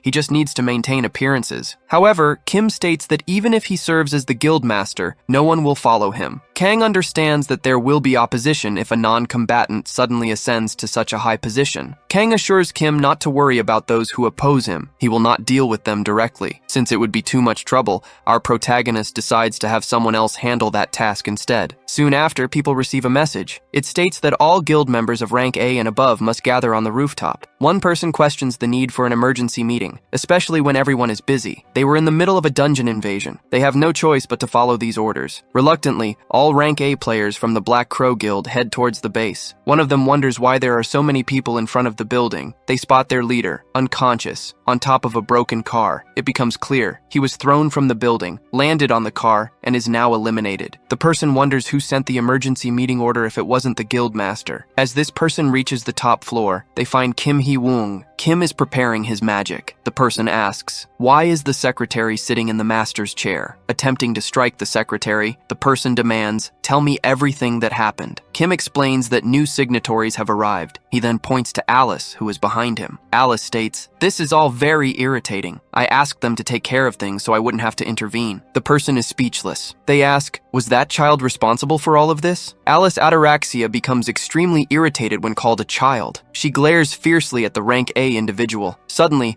a massive explosion erupts on the rooftop. Our protagonist understands. Alice went against his order to take over the guild peacefully. The Awakened Association asks him to submit his test results soon. It has been 2 months since the test tower appeared. The world order has been shaken. Some people are adapting to this new world calmly. Newspapers feature a special report on the masked player. The incident attracted a lot of attention. After all, he cleared a dungeon alone, without any attack force. Furthermore, only 2 people know that he entered the raid as a porter. One is Kim, the former leader of the porters, who agreed to keep his secret. The other is Saint Teresa, who also promised to keep his secret safe. He can act much more easily, maintaining both a masked persona and an unmasked one. Inside the Awakened Association building, all conditions have been met. With no more restraints holding him back, it is time to monopolize everything. The certificate is simpler than he thought. His current rank is F. He encounters a group of old colleagues. They announce that they have leveled up considerably. There are also people with them who claim to know Kang. Everyone begins conversing. He decides to introduce Alice, a player from Northern Europe whom he met. Revealing that she is a vampire would cause confusion, so he keeps this fact hidden. He then introduces Kim. Kim will handle the administration of the Black Crow Guild and other matters. The secretary states, "If you are friends with Kang, I will help you as well." It is the first time he has truly introduced himself. He feels like he is in paradise compared to his past. He tells them, "Anything you need, you can ask me. I have become the true guild master." They are surprised that he has become the true leader of the Black Crow Guild. He begins to argue with Alice for blowing up the building after being called a child. She justifies her actions, stating, "I refuse to resist mere provocations, especially after being alive for thousands of years." Our protagonist ignores her argument. He announces that they will hunt together. Since he will be hunting, he will eventually need Alice's help. She asks, "Are there any hunting grounds left in this world?" She knows that as long as the third floor boss is not defeated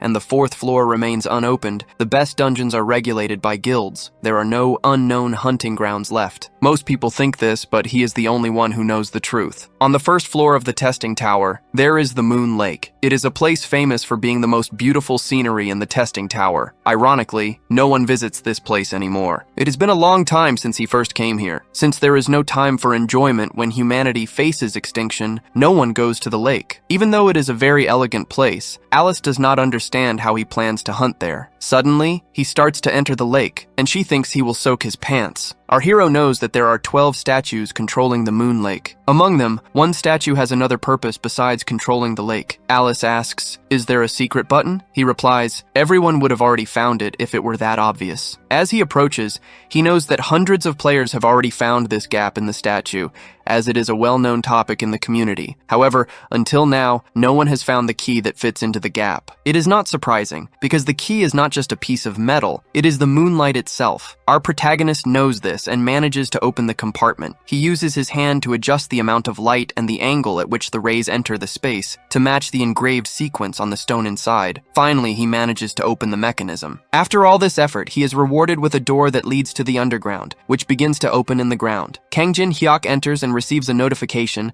that he has entered the first underground floor of the testing tower. Alice comes out of the ring. She did not know such a space existed beneath the tower. It has been a long time since she felt this forgotten sense of freedom. Kang, the veteran, asks, "Are you happy to have made the contract with me?" She does not agree, but she admits that he truly did not lie to her. Our protagonist uses the star's blessing to manifest divine power. The second unfreezing of the frozen tear begins. Along with this, his magical power increases by 18, becoming available for use again after only 24 hours. After absorbing the frozen tear again, it becomes easier to contain Alice. He stops to think about what the beings in this tower think of players. After the game became real, he wonders if Alice, who has lived for thousands of years, still thinks she is inside the game. Therefore, he decides to ask Alice something, but he is censored, and she does not understand anything. He realizes that information related to the tower is completely blocked, but the fact that he discovered he cannot talk about this with beings from the tower is already enough. Alice, with her keen perception, notices something approaching. Black claws of a creature begin to walk towards them,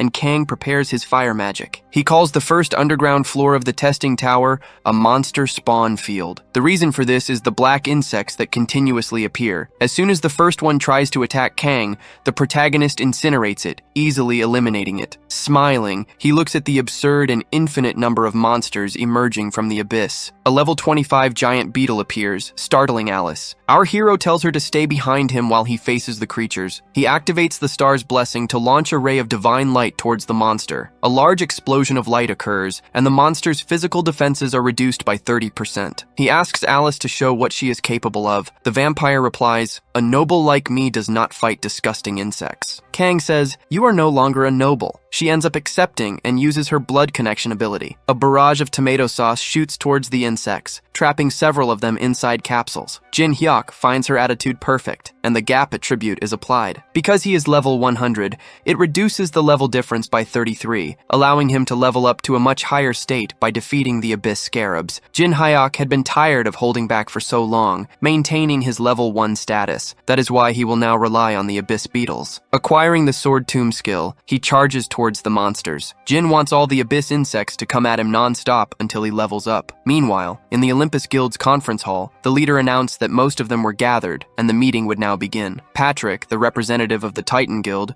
reported that the 8th raid, aimed at reaching the 4th floor, had failed. Out of 15 assembled attack forces, each totaling 100 people, only 9 returned. He explained that the 3rd floor boss was not particularly challenging, but they needed a way to overcome its 100,000 stats. Ten Wei, the representative of the Zhonghua Guild, added that even with a divine artifact, they had failed. He then questioned, how would they pass through the massive number of statues? Maria, from the Olympus Guild, commented that previous raids had ended too quickly and players had not evolved enough. She believed if they had enough players above level 15, they could win. Bake, the captain of the Dagon Guild's 3rd raid, suddenly accused the Zhonghua Guild of manipulating the dungeons. He also charged them with monopolizing magic crystals, and Tenwei did not ignore Bayek's words. Friction immediately erupted between them, and they began to fight and shout at each other. The man who convened the meeting ordered them both to stop. You should not be fighting amongst yourselves, he stated. We gathered here to solve the problems before us. He then mentioned that just before dawn,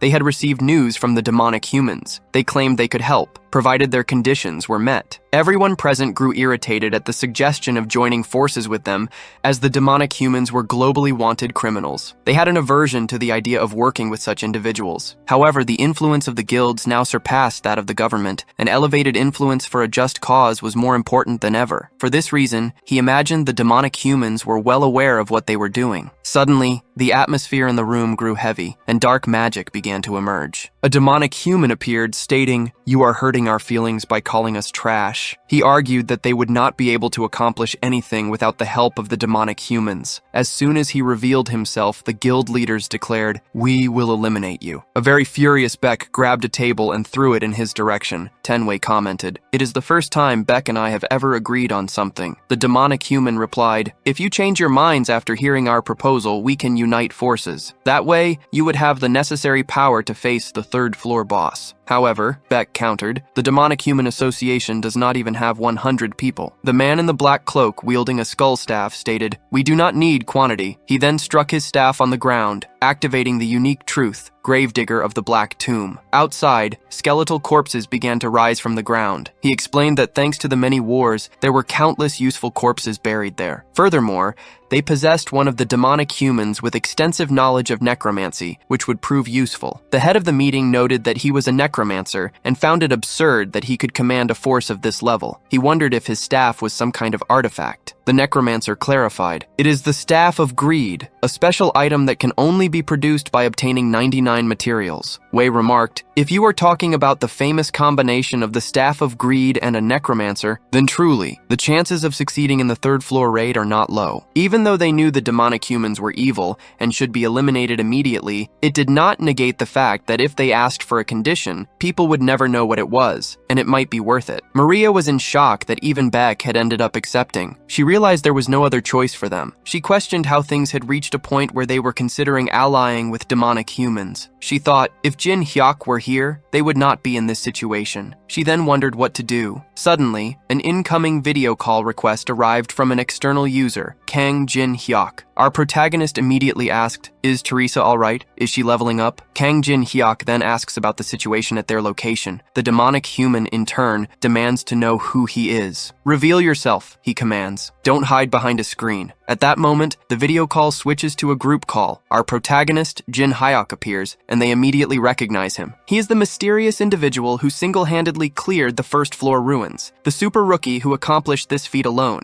Guilds from all over the world have been trying to recruit him. The super rookie they have all been searching for is now right before their eyes. Everyone had tried to contact him, and now they can barely contain their joy at his sudden appearance. The demonic human finds this amusing. He admits he heard about Jin Hyuk clearing the 1st floor ruins. However, he warns that this boss raid is completely different from those ruins. Our protagonist then asks if they can truly win it. The demonic human boasts that he he possesses an army for this very purpose, and the guild representatives readily agree with him. But our protagonist retorts, "You cannot do this with a fake staff." This accusation leaves the demonic human in utter shock. Jin Hyuk then begins to explain. He reveals that the saint's heart and a prison uniform anointed with holy oil were used to create the staff. The guild leader asks if Jin Hyuk has proof of this claim. Our Lady, Jin Hyuk explains, stated that the true staff of greed has a red gem beneath the skull, and it is impossible to create the true staff using only materials from the first 3 floors. Furthermore, looking closely at the skeleton soldiers outside, their quality is quite low. They wouldn't withstand anything. It is obvious, Jin Hyuk concludes, that he is planning to abandon all the guild members and claim their coins and items. This revelation infuriates the demonic human, who declares, "Kang will regret not accepting my offer." He then asks if Kang will still be so full of himself when they meet in person. At that moment, the demonic human disappears after threatening our hero. The guild members immediately ask what to do. Kang Jin replies, "You can leave it to me." He assures them that they won't have to ally with the demonic forces, and they will still gain profits from completing the tower. They question if he can truly do all this alone. He affirms, "I will." Even if he fails, the awakened leaders realize it will still be a good opportunity to recruit him. Compared to joining forces with the demonic humans, this option has no downsides. Thus, the guild leaders do not want to miss this chance. Maria states, "The Olympus Guild will provide all the help you need." The Titans Guild declares, "We will provide the best financial support." Seeing this discussion, our hero replies that they don't need to give him anything. He asks them to simply block the area so no other hunter can enter,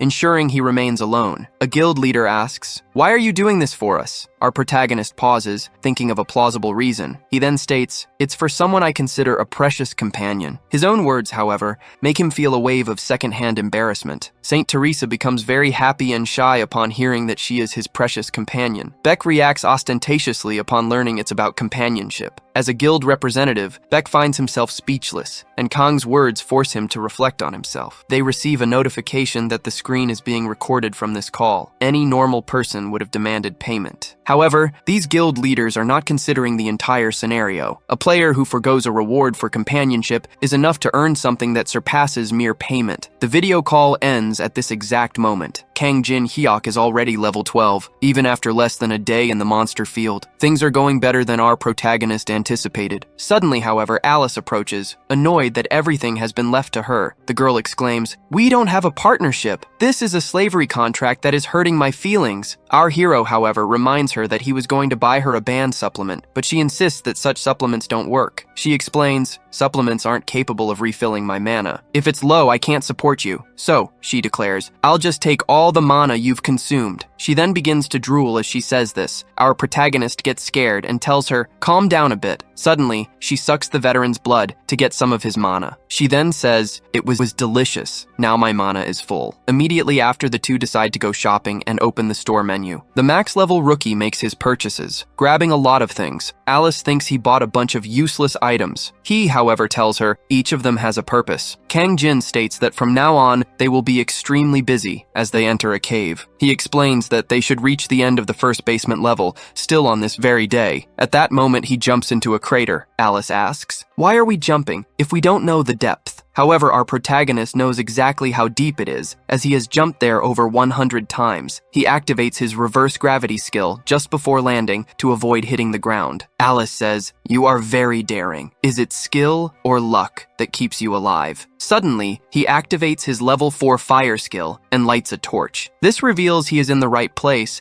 and he finds many monsters there. He knows that insects of this caliber are no match for him, and he is now facing Anubis. Kang Jin states, "I know the dog that roams the desert, the Egyptian god of death, Anubis." Anubis planned to amuse himself and eliminate the human since he was the first one there. However, he accelerated his own demise. Our protagonist says, "I didn't come here to chat." Anubis asks, "Do you want to personally fight a god?" Alice says, "He is very dangerous. I'll hold him back while you escape." Kang Jin knew she would worry about him. However, he tells her, "Just watch while I go for it." Approaching the god, he intends to show the vampire who he truly formed a contract with. Anubis's innate skill, the Judgment of Anubis, is activated. He asks, "Did you hear about me from this vampire?" Then, the first question is presented, and our protagonist must answer. Anubis always activates this skill when confronted, asking 3 questions that must be answered. The conditions for copying the skill are to destroy the vessel containing Anubis's consciousness and to make him lose his patience. If Anubis loses his patience, it is possible to gain the power to ask the most intense question. All Kang Jin needs to do is answer Anubis's questions, without worrying if the answers are correct. Anubis then asks, "How else could you have come if not because of the vampire?" After answering the question, the god asks, "Is your objective the hive?" The second question is presented. Kang Jin says, "The hive can be sold for a high price." So, he answers the second question, and only the last one remains. Anubis asks, "Do you think you can leave after setting foot in my territory?" Our hero says, "If you can't deal with me, then you should give up your items and your life." The third question is answered, and the conditions are fulfilled. Thus, the judgment of Anubis is activated. All attributes decrease by 50%. Kang Jin's common and innate skills are sealed for 1 minute. Anubis says, "I will need an agent for my judgment." He selects a champion of judgment. A giant praying mantis appears, introduced as the champion responsible for Kang's judgment. Anubis asks him, "What do you think of my most worthy champion?" Kang Jin responds, "It is frightening." However, Kang Jin pulls out a mini gramophone and says, "This will be enough to defeat it." It plays one specific song at a time and cannot be destroyed until the song finishes playing. Anubis asks, "Has he gone mad in front of the champion to play human music?" Our hero says, "Music is something that should be appreciated, you old bastard." The perfect music, a product of hundreds of thousands of experiments. Its beats are precisely aligned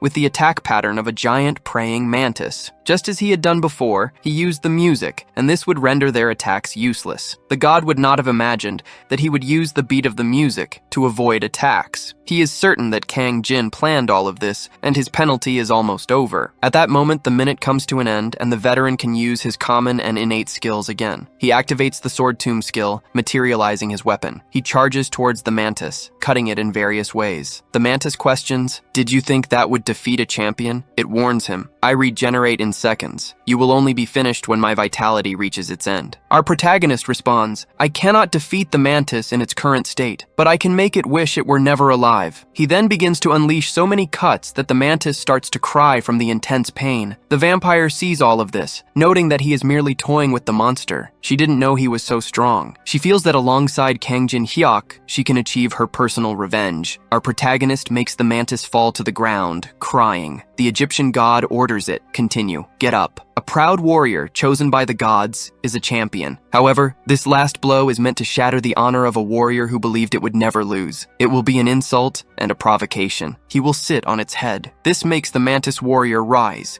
filled with immense hatred for our hero. Nevertheless, Anubis's champion is defeated and takes its own life due to such humiliation. This leaves the incomplete god in shock. Our protagonist levels up, and a thought crosses his mind. "I can do this." The magical castle of the Duchy of Peltaris allows him to learn ice magic. He feels the effect of monopolizing the game. He didn't even know he could acquire this at intermediate levels. He acquires Icefold and activates it. This is an unexpected magic for Kang. The god recognizes that he is not a normal human. He asks, "Do you want to fight me using ice?" Our protagonist replies, "You can barely defend yourself properly, and you are just annoying on the 42nd floor." Anubis knows that since he is a consciousness, he wonders, "Then what is the reason you came to fight me?" Our hero then asserts, "I only came here for fun." The god finds him so audacious for treating him as entertainment that he becomes extremely irritated. Due to this disrespect, Anubis uses Ancient Hive, which summons giant insects infinitely. The hive is controlled by Anubis, who orders the insects, "Defeat this insolent human." Thousands of wasps begin to emerge from the hive. Kang says, "This won't be enough." He uses his fire and ice magic to annihilate the monsters. After all, he combines his fire abilities and Icefold, then strikes the ground. The combination is a success, and he creates the AA level skill, Daylight. A very strong light begins to emanate from the spot where the protagonist struck the ground. The moment the divine light touches the insects of the abyss, some are extinguished and others are blinded. Daylight is an area of effect skill that compresses and releases magical power, blinding enemies. Anubis realizes he must change his battle strategy. Thus,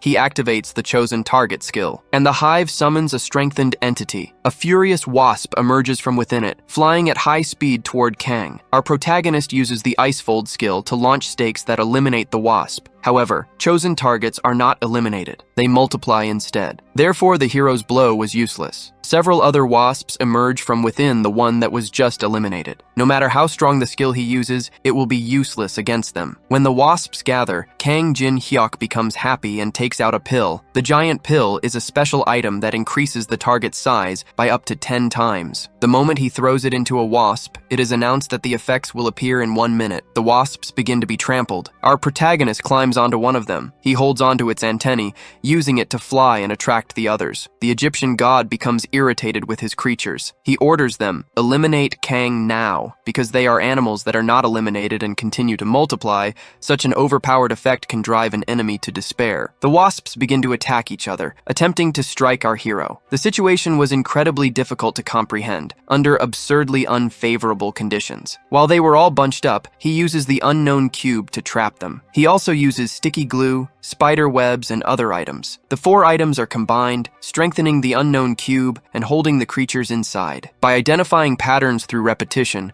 and calmly analyzing everything, he gains the ability to change his way of thinking. Our protagonist then activates his level 5 fire ability inside the unknown cube. The wasps and the hive begin to catch fire within the prison he created. At this exact moment, the effects of the giant pill are activated. Then, the wasps inside the cube start to grow, hitting one another. Soon, the wasps are eliminated, and giant pills are dropped inside the cube. To confront a boss that commands an army, it is essential to have as many giant pills as possible. After all, a monster that multiplies non-stop also multiplies experience points and items. Being a perfect copy machine, Anubis is very shocked by what has just happened. Anubis realizes that Kang had prepared these items for a combo, already knew how to deal with the hive, and had set a trap. The god is certain that the young man had been planning this from the very beginning, and this infuriates him greatly. Anubis destroys the hive. Our protagonist then says, "This was getting fun." Anubis is extremely irritated that a mere human has disrespected and humiliated him in this manner. He declares, "You had better climb the Tower of Trials and survive." Kang replies, "I already planned to do that, even without the god screaming at me to do it." Anubis warns that when this happens, he will use a judgment on Kang for being disrespectful. Immediately after this, the Egyptian god's vessel is destroyed. Our hero thus meets the conditions and learns Anubis's judgment, an overrank skill. This ability allows him to ask 3 questions to the target, reducing their attributes by 50%. It can only be used against a single target once,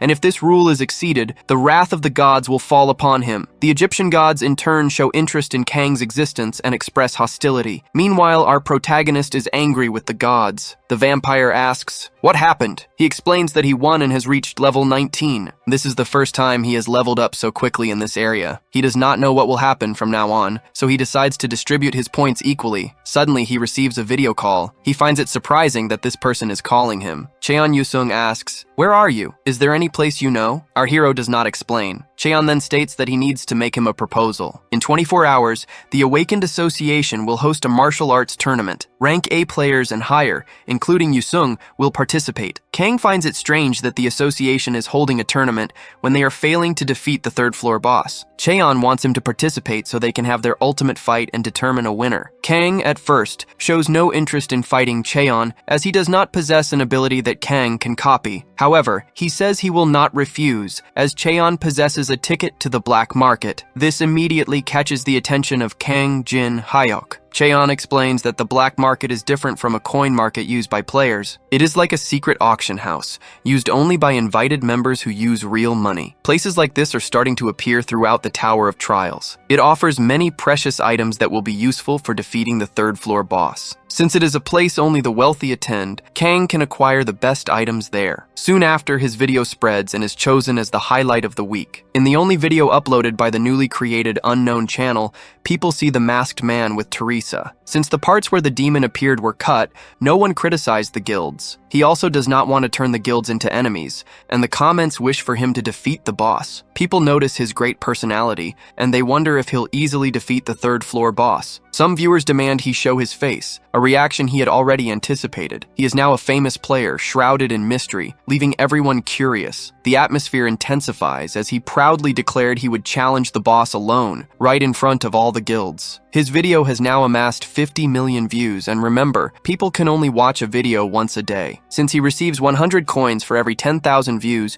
he will get 50,000 coins, even after the platform's fees. Although the fee might seem high, it's still a significant income for him. Meanwhile, Kang Jin Hyuk wonders when the tournament will finally end, as he's already growing bored. This fighting tournament features 24 competitors, all players with an AA rank or higher. The large guilds and awakened individuals came together to host this event, primarily due to public criticism. It's a way to demonstrate that these players are both strong and trustworthy. This tournament acts as a public spectacle, though not everyone will get the chance to witness the players' full abilities. Perhaps it's not a bad way to alleviate the prevailing tension. Anyway, our protagonist accepted Cheon Yusung's invitation to the black market. However, he stated that he hadn't achieved a rank above AA and therefore couldn't compete. His enemy then reveals that the champion receives two choices. The first is a divine relic from the National Museum. The second choice the champion can make is to nominate a player who didn't compete to fight against them. That's why his enemy aims to become champion, to ensure he defeats our protagonist in front of everyone. Back in the arena, two players face off, seemingly holding back to avoid severely injuring each other. Suddenly, an Anubis is summoned, completely surprising the two fighting players. They are easily thrown and defeated by a team of two very strong men. Association members note their power,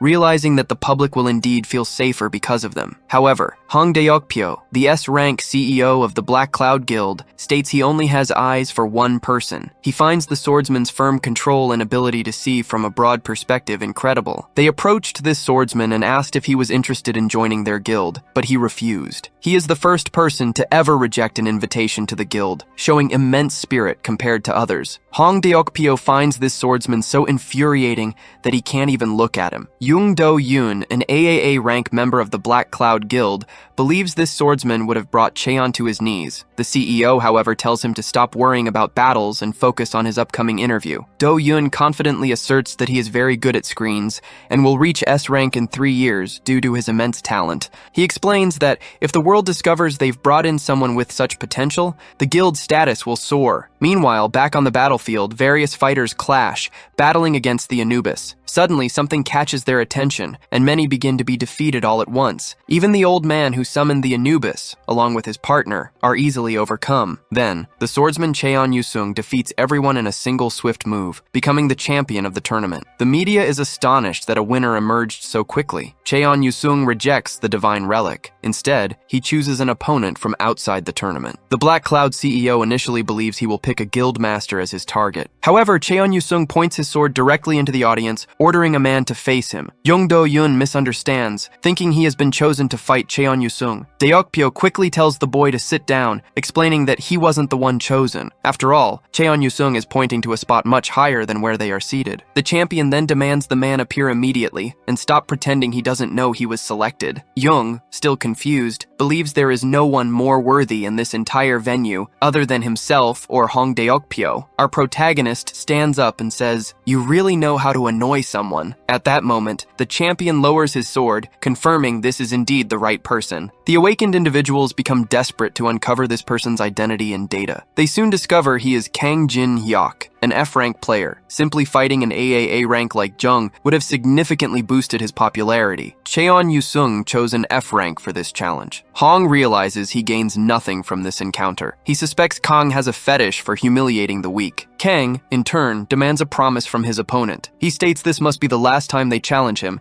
as they need to learn when to give up. Yusung finds Kang arrogant for asserting he will win against him, the newly crowned champion. Our protagonist, however, notices that Yusung has indeed grown stronger, having trained extensively. Cheon is offended by this observation. After all, he trained ceaselessly just to defeat Kang Jin. You will need to fight for real if you want an invitation to the black market. Yusung then activates his Soul Snatcher sword skill. He immediately follows up, using the Soul Snatcher sword art, Second Strike, the Soul Snatcher Flame. Seeing the blue flames of the skill, our protagonist already feels a pang of sadness. He knows they are about to fight again. Deciding to fight with all his might, he curses the stalker. He then unleashes his fire skill at maximum level. Suddenly, an explosion erupts in a nearby building. Their intense battle spills out of the arena, causing widespread destruction. Cheon, battered, questions our protagonist. How many skills do you possess? Immediately after, he can no longer resist. He is defeated, collapsing unconscious to the ground. Our hero then declares he will make good use of the black market invitation, taking it from his defeated opponent's pocket. Meanwhile, players in the audience chatter about a giant ice missile. They claim it destroyed the ceiling with a beam of light. The players find it incredibly strange, given that Kang is merely F rank. Soon after, our protagonist has a reunion with an old man. He and this other person haven't seen each other since their last encounter at the National Museum Museum of Korea. They both acknowledge their previous fierce encounter. However, they agree that is in the past, and neither wishes to be enemies anymore. As a way to get along from now on, Kang asks for Lee Yuri's number. If you don't want to give it to me, you can refuse if you wish, but that's only if you can handle the consequences. Our hero, Kang Jin-hyuk,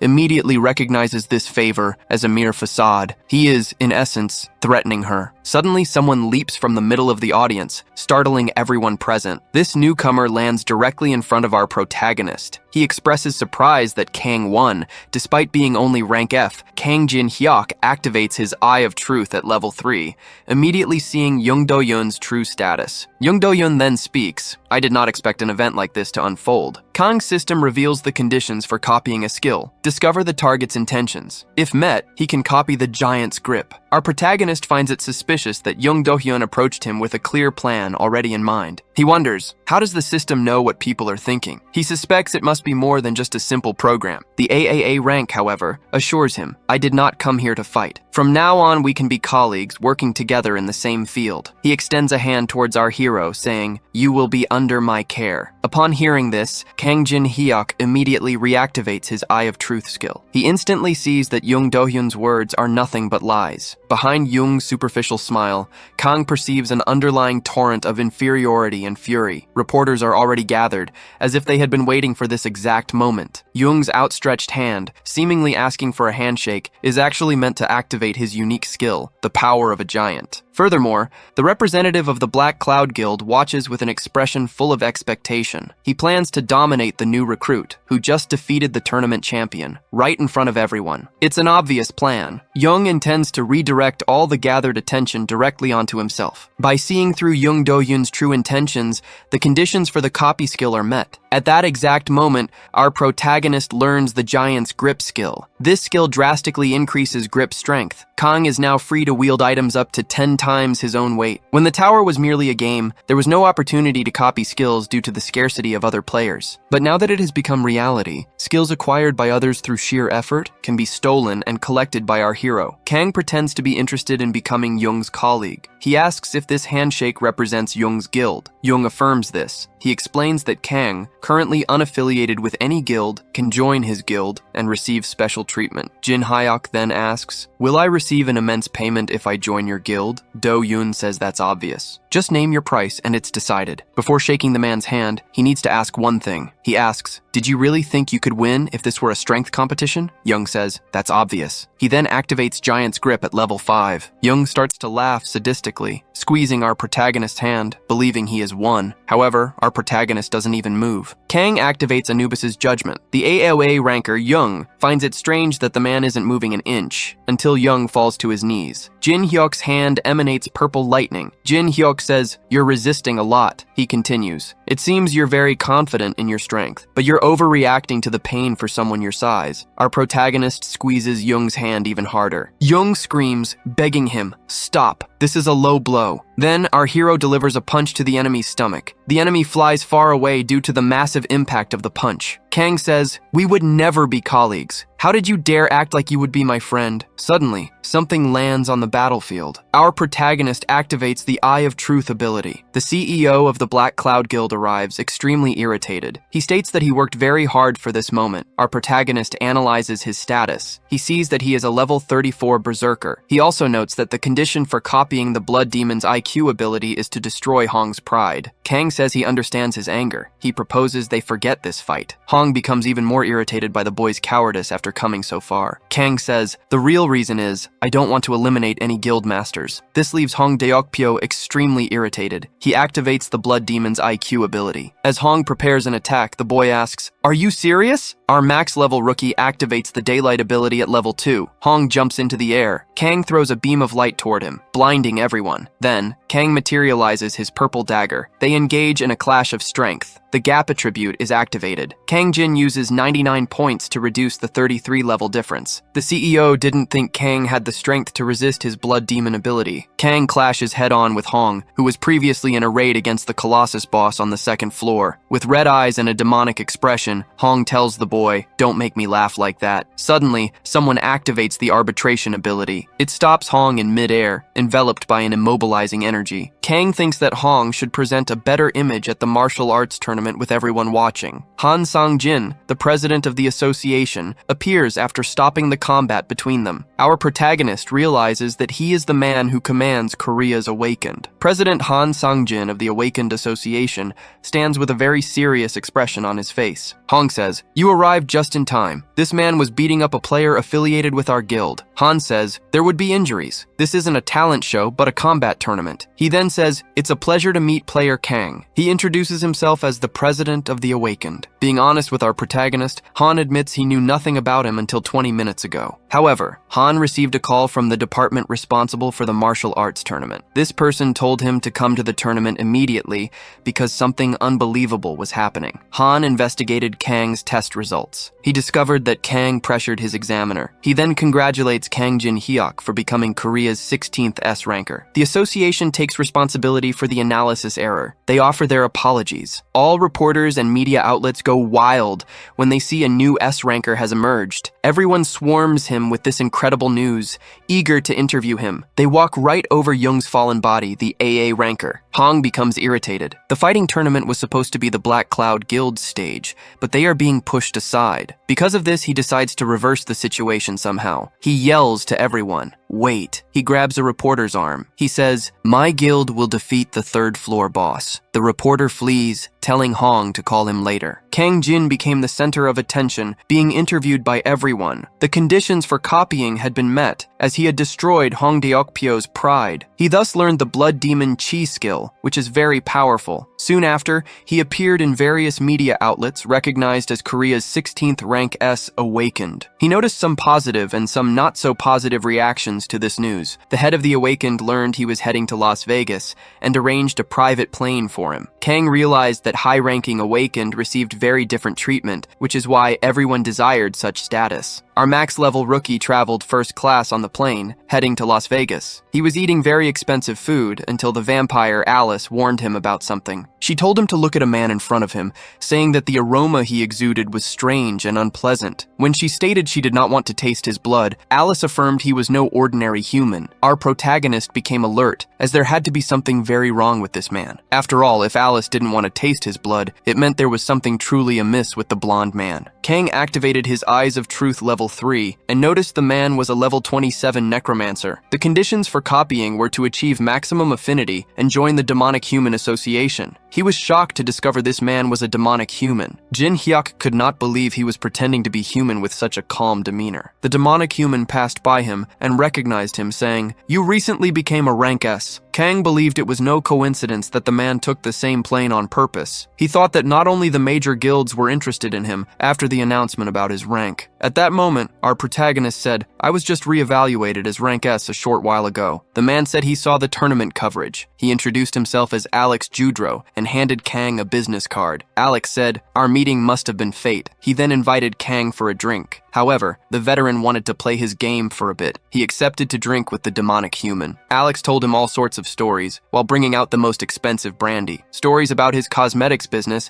and the difficulties he faced when the tower emerged. Kang wondered if Alex, who was trying his best to reveal who he was, knew that Kang had already discovered his true identity. Then, Alex said that the reason he came to Korea was not just for his cosmetics. It was to expand his Awakened-related businesses. "We want to enter the field due to recent changes. However, there's a small problem." He then began talking about the masked player in the tower. Our protagonist feigned ignorance and said, "I saw him declaring he would defeat the third floor boss alone." Alex replied, "I was going to participate in the third floor raid, but I ended up in a bad situation because of him." Even though he says it's to protect his companions, he doesn't want to be bothered because he's going alone. Our protagonist said, "It's as if you know him personally." Alex replied, "I do." Kang Jin-hyuk found it impressive how calmly Alex could lie. Then, Alex proposed that Kang join them to face the third floor boss, as he would be of great help. Jin said he didn't understand the proposal. The unknown player said he wanted to clear the raid alone. Alex explained, "As a rank S, he has the right to act independently. No one can touch him. It's a situation where the major guilds are promising a private raid for the unknown player. Our protagonist knew that since they would restrict entries to the boss room,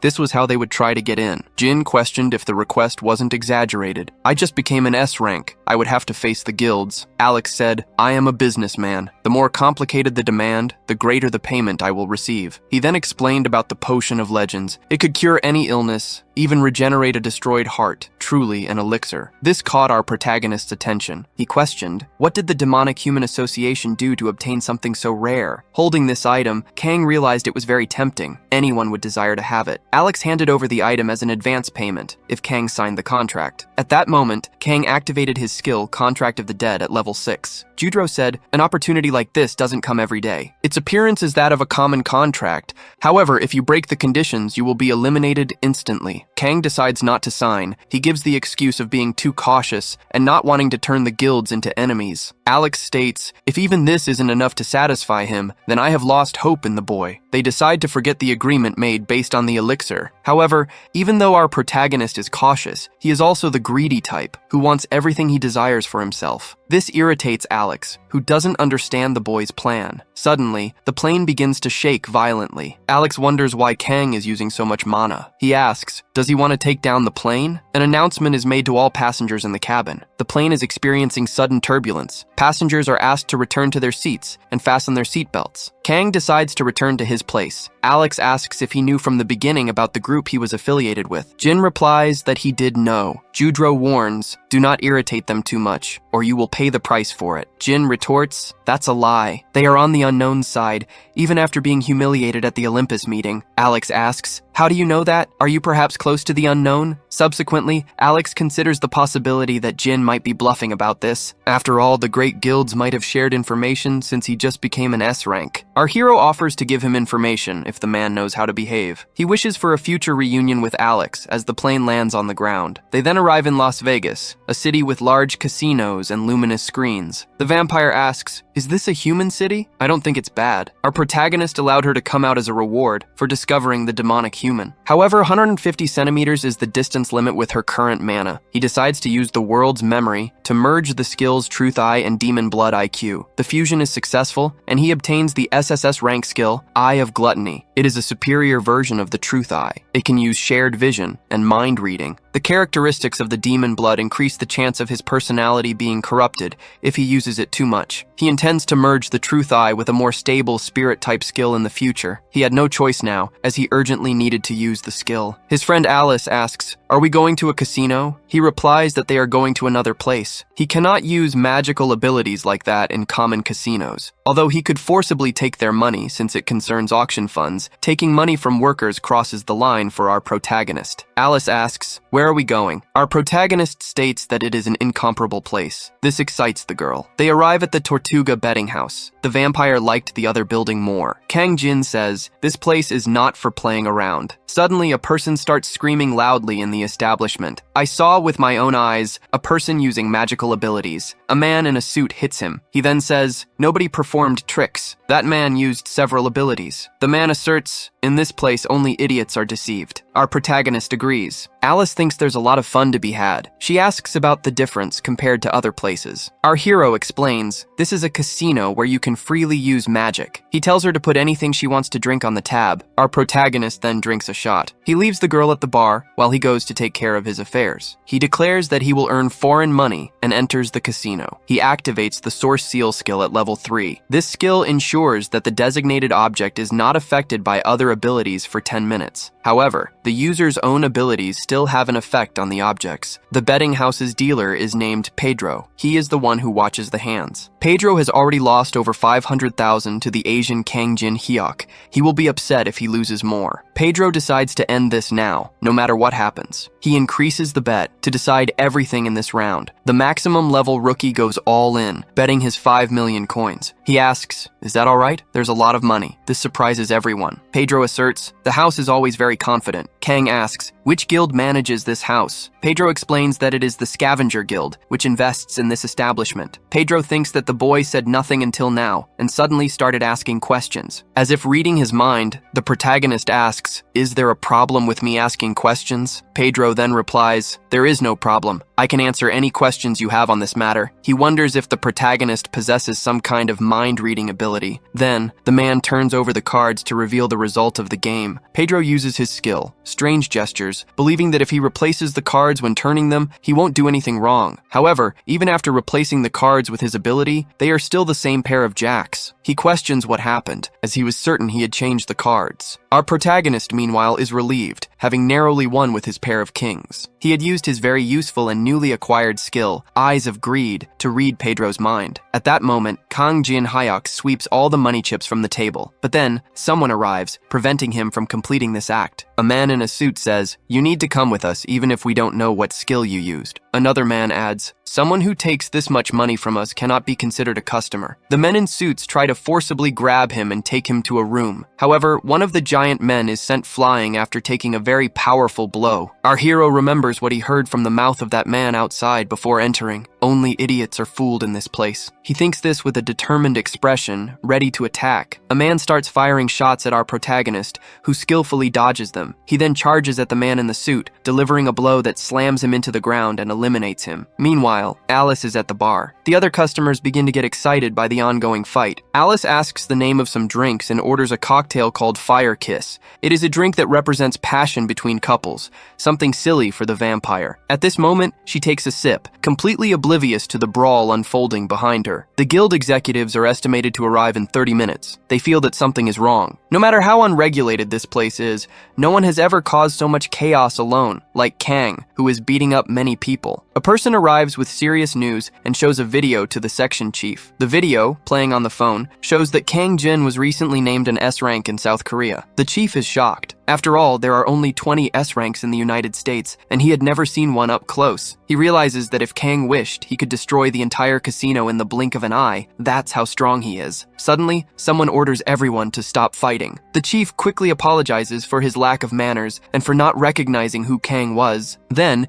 he kneels and removes his suit, profusely apologizing. Kang does not understand why he is apologizing and asks if his behavior changed after discovering his rank. The chief, trembling, says, "That's not what I meant." Our protagonist then asks, "Does this place do these kinds of things where idiots are fooled?" He declares that he will take the money he won fairly in the games, and he will also take $10 million as compensation for the mental damages they caused him. Otherwise, he threatens, "You will close your doors once and for all if you do not accept my proposal." He opens his bank account, which now holds $10 million, an amount that will be enough to buy the items he wants. In any case, something mysterious is soon arriving at Kang's location. Then, a suspicious car appears asking, "Are you client number 117? I will take you to the auction house." Our protagonist holds his invitation and heads to the black market car auction. He cannot see what is happening either outside or inside, as the auction house is a secret place. Eventually, they arrive in front of a mansion, and he is anxious for what will happen inside. The man who drove his car tells him to enjoy his stay upon arriving in front of the mansion. Alice asks, "Did you not forget your promise?" He goes to a place where people cannot see them. She steps out of the ring, beginning to breathe the air, which is much better there, a place worthy of a noble. The vampire asks if he will participate in the auction. Jin says, "Yes. We cannot attract attention. After all, the venue is elegant, and many eyes are watching them." Meanwhile, people comment that even though they attend every year,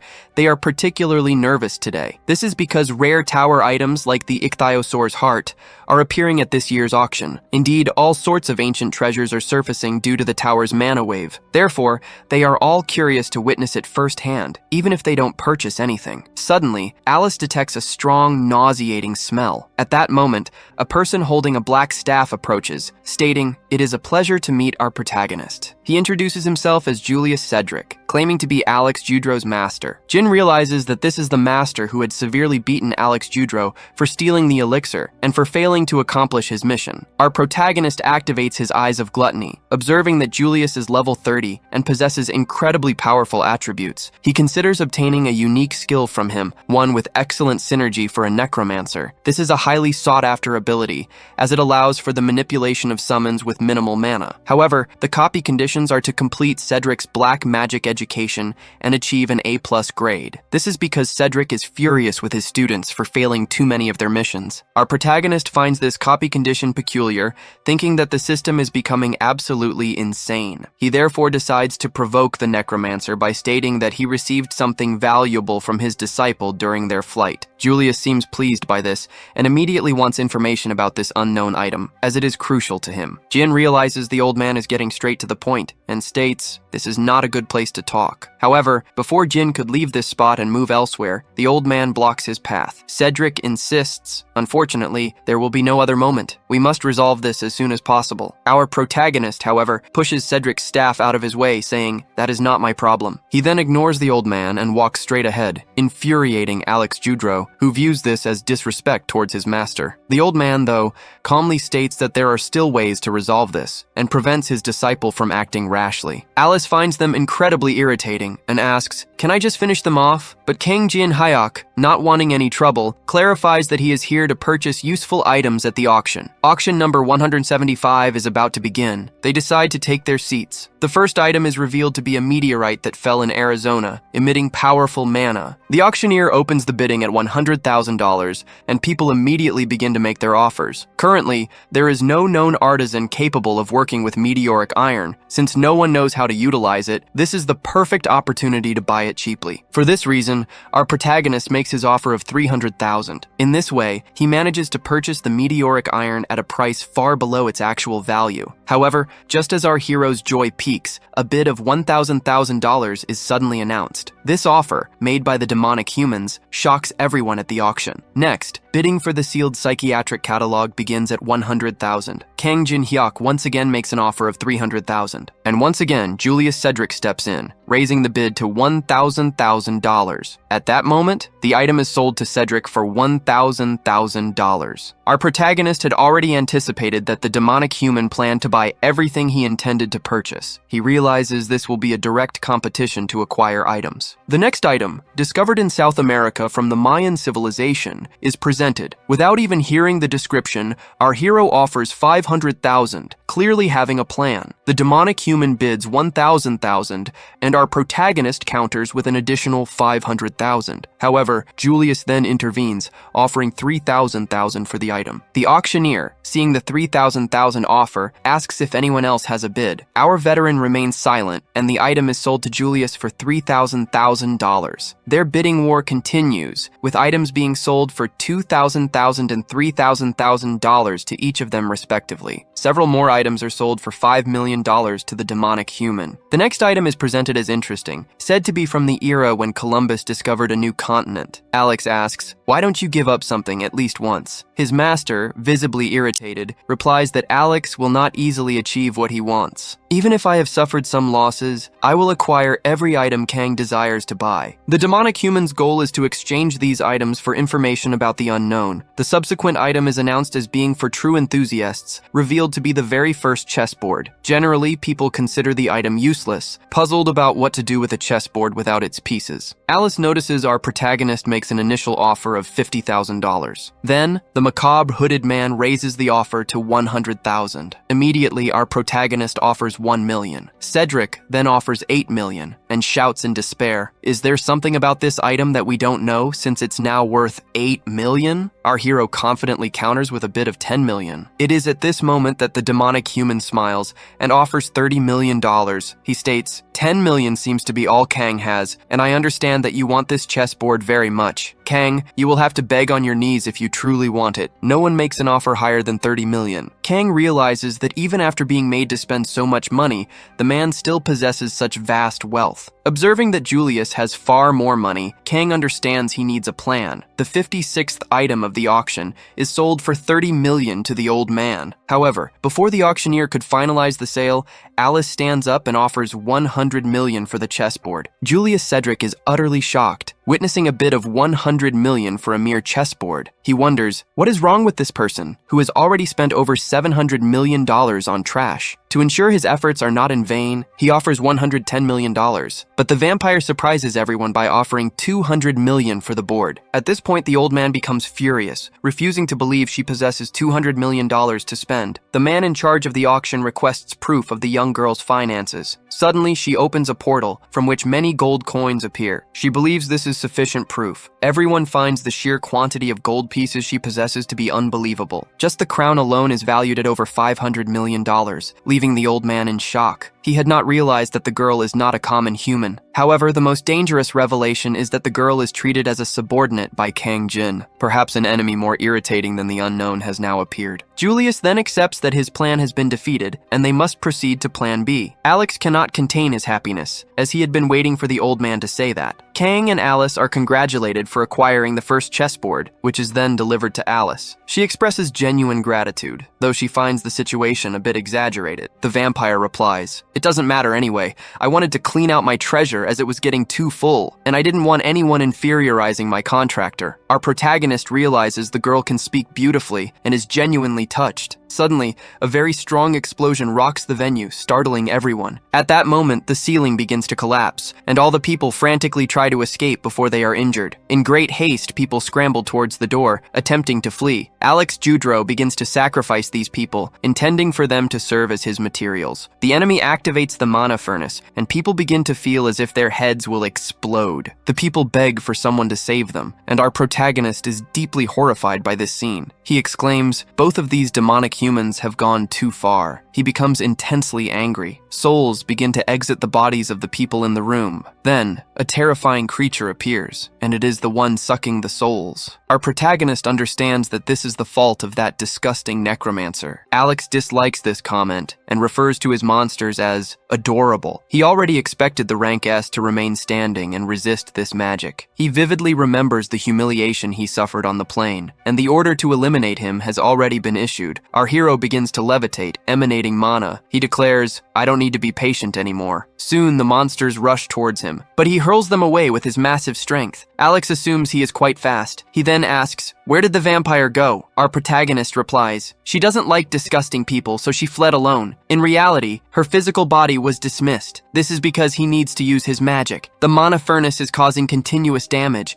and dragging out this fight will be detrimental. At that moment, the two remaining monsters charge at Kang Jin Hyok. He decides to end this fight as quickly as possible, and immediately attacks the creatures. He activates the Sword Graveyard ability, using it to cut and eliminate the monsters. The strike is highly effective. They are shredded by his powerful sword and ability. Alex comments, "That was surprising. I couldn't keep up with your movements." Alex then prepares a magic circle. He states, "I already have enough materials around me," adding, "There's nothing easier than this," using sacrifice souls. Our protagonist realizes Alex plans to drag out the fight by doing this. Alex absorbs people's life force. He continues to raise bodies, making Kang lose mana. This is how necromancers fight. Alex Judro then smiles sadistically at him. Our protagonist dodges the monster's attacks and tries to advance. Kang asks, "Is that all you have up your sleeve?" He asserts, "I will burn all these monsters before they can be resurrected." He uses the daylight ability, channeling it through his sword towards the creatures. A very strong light erupts from his sword. The necromancer becomes concerned about the use of this skill. However, he had already noticed everything. He observed Kang's abilities during the party. He just needs to separate the summons and attack him before the rays converge. Nevertheless, he is shocked, because the monsters are not moving. After all, their feet are frozen. Jin Hyok used his ice magic. This becomes evident as the tips of their toes are frozen. The necromancer couldn't see him using the ice ability due to the bright light. Just as he is in complete shock for not having noticed the strategy, another bright glow appears. Our protagonist tells him, "Go to hell." A very strong light then rushes directly towards the necromancer. The divine light pierces through the entire mansion. Alex lies on the ground, unable to believe what just happened. All of his monsters were defeated by Kang. Our hero appears beside him. He mocks Alex's emotional attachment to the corpses. The necromancer then tries to attack our hero. He throws objects, which Kang easily defends against. Alex then runs away. He cannot believe he lost this fight, even with everything in his favor. As he tries to escape to reach his master, he is struck from behind. A sword plunges into his chest. This fells Alex to the ground. It shows precisely how one throws a weapon. After causing all this chaos, Kang finds it cowardly that Judro tried to escape. He then declares he will show Alex how he will eliminate him. He states, "For the next 30 minutes, your lungs will fill with ketchup. You will be slowly suffocated." He believes this is the second most painful way to die, after being burned alive. Asphyxiation is the next worst. This outcome could change if Alex speaks about the demonic society. Kang shows shows he holds an elixir in his hands. Alex feels an inspiring will to survive. However, he cannot speak. His throat is blocked with tomato sauce. Thus, he decides to write on the ground. Using his own bodily fluid, our veteran states, "You have no choice, since you don't want to speak." He then stomps on Alex's hand. He continues, "I won't need to use the elixir. I never truly planned to hear what you might say." He hands back the card with Alex's name on it and says, "I hope you depart in the most painful way possible." As he departs from the location, he finds a mineral. It was created by Michelangelo, and it immediately captures his attention. Along with the dragon's heart, this mineral is a type of material that can be used to create a large inventory. So, he combines the dragon's heart and the Michelangelo-created mineral. This combination creates an enormous inventory space, capable of holding over 5,000 kilograms. At that moment, the auction host approaches to thank Kang Jin-hyuk. His son is with him, and he also thanks our protagonist for saving them. However, since it was an item he desperately needed, Kang decides to invent an excuse. He says he did not need that item. The host assures him it is all right. He had seen Kang before things turned chaotic, and it was Kang who saved them. Therefore, he could not accuse the person who saved his only son's life. Our hero is impressed, as this is the first time he has witnessed such a thing. After the host turns a blind eye, Kang leaves the location with the stolen items. On the third floor of the Tower of Trials, we see the Cathedral of Aversion. Inside, a person uses a shield door to block a barrage of arrows. A woman, very angry, wonders, "Why is the security so annoying in this place?" She asks her partner, "Do we have to enter this way every single time?" Her companion reveals, "Alex's elimination is irritating me." The girl asks, "Should I care about your feelings?" She then points a weapon in his direction. A third person arrives and orders them both to stop fighting. This is a man in a black cloak and a white raven mask. He says, "You have been companions for over 10 years. Stop trying to eliminate each other. The reason I called you two is because of the appearance of a new player on the blacklist, Kang Jin-hyuk." The woman scoffs. "I bet he has played some games before. He is no different from other rankers." However, the leader tells her, "Do not be careless. He might have reached a higher floor than us." She replies, "Our bosses were crazy enough to climb to the 20th floor. Her partner agrees, finding the masked man's reaction somewhat exaggerated. Their motivation was to choose the Tower of Trials to avoid international police surveillance. No other group shares such motivations. She questions, why would anyone keep playing this game, even if they were some kind of lunatic? The masked man realizes that both are taking this seriously and can understand each other. He adds, "However, you must not underestimate Kang, even if you have eliminated previous threats." Then, he orders them both to follow Kedrick. He instructs them to help Kedrick so that his plan does not go wrong this time. Next, we see two other people training Muay Thai with protective gear, but one woman delivers such a powerful kick that it rips the boy's protective clothing off. After the training, he tells the woman named Nuna to watch a video on his tablet. The video in question is about the masked man he has been following for a while. Nuna asks, "Is he not just a star player like others?" The young man affirms, "There is something different about him." She recognizes the Temple of the Trees with human faces, where the boss of the third floor is located. The young man says, "That place is famous. If you answer 3 questions, he gives a reward, either an item or a skill." However, the real problem is that his questions are ridiculously difficult, impossible for anyone to answer correctly. People in the chat ask, was he not going to easily defeat the boss? Some even think he is a man cosplaying as an unknown and not the real one. The tree with the face says, "It has been a long time since a human visited us." Then it asks, "Did you come to answer our questions?" Our protagonist replies, "You can send your best." The tree with the face then says, "If you manage to answer all 3 questions, I will give you a type of leaf that I possess. However, if you answer even one of them incorrectly, you will be punished. You will be punished by other trees that have created arms and legs, and they are armed." The first question will now be asked to our protagonist. He is asked about the perfect depth and temperature for the Kelgorn species to inhabit. The spectators think that is an impossible question, asked to the wrong person. However, for our protagonist, it was an easy task. He confidently replied that the perfect depth was 175 meters, and the ideal temperature was 1.5 degrees. The viewers watching this were shocked by the ease with which he answered. Overly confident, the elder tree instructed him to ask the next question, certain that he had answered correctly. The tree was left speechless, stating that the next question would not be easy. It then asked how to obtain the spongy body of a Feliani. Our hero explained it in a detailed manner. The tree was extremely shocked. It then posed the final question, asking about the time of year when giant eagles reproduce. Our hero pressed the red button and declared, "The answer is when the snow falls on the tower." The tree affirmed that he was the first human to answer all of its questions. It also stated that they had enjoyed the interaction. The chat went wild, proclaiming it was the first time they had ever seen someone win this quiz. As a reward, he would receive any maple leaves he desired, choosing between red, yellow, and green ones. It was explained that the red leaves possessed a fire attribute, while the yellow ones increased defense. Finally, the green leaves increased movement speed. Nuna believed that the man should choose the speed-boosting leaves, as he would soon face the boss of the third floor. However, as he made his decision, he decided to disregard those common leaves. He had something else in mind. Approaching the tree, he leaned in close and asked for the secret black leaves. At that moment, the monster was shocked, asking, "How do you know about the black leaves?" It pleaded with him to choose anything else but those, even offering both the red and green leaves together. He reminded the tree that it had offered him anything he wanted should he answer its questions. He therefore told it to stop stalling and immediately hand over the black leaf so as not to dishonor the tree's spirits. He then questioned the tree, asking what would happen if he reported it to management. According to the tree spirit, he was then given the reward of the black leaves. These leaves were an AAA grade item. When placed on a weapon or armor, they caused a corruption effect. This was the final piece of the puzzle. Now, it was time for the unknown person to leave, but only after defeating the giant monsters in the area. It was stated that the unknown person had already begun the third floor boss raid, alone. They commented that this was sooner than expected, and now they only needed to stay there for a short time before returning home. They questioned if there was even a need to protect this place,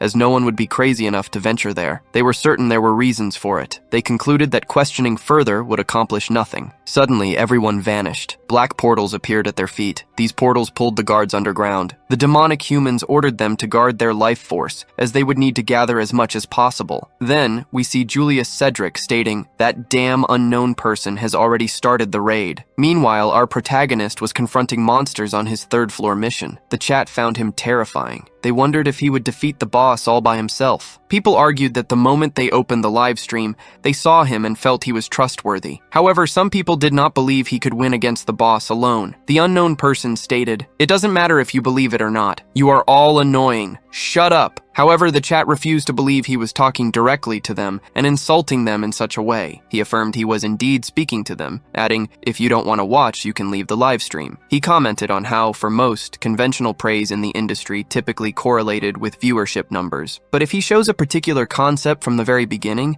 he will create a fandom centered around people who enjoy that type of behavior. True to his word, people in the chat found his personality chic and amusing. They weren't even irritated. While our protagonist progressed through the third floor, a large purple explosion occurred in the distance. It caught his attention, making him wonder if there was anyone else in the raid. Immediately afterward, he ended the live broadcast and the chat went wild. Soon, a flood of people began attacking the creatures on the floor. These were demonic humans, using their black cloaks and invoking magic to defeat the monsters in the area. A war ensued between the creatures of the third floor and the demonic humans confronting them. Our hero observed from a distance, noting that the demons were very well aligned. Our hero also notices an improvement in their combat compared to previous encounters. Suddenly, the demonic humans warn each other that soldiers are approaching, forcing them to press their attack. They decide to leverage this advantage to defeat the creatures. However, long-range enemy attacks are swiftly eliminating the demonic humans. In response, they invoke shields for protection, wondering about the source of these projectiles. They realize it is a masked man, throwing ice shards at them. Noticing he is alone, the necromancers and their summoned creatures attempt to get rid of him. Skeleton archers try to hit our hero with arrows.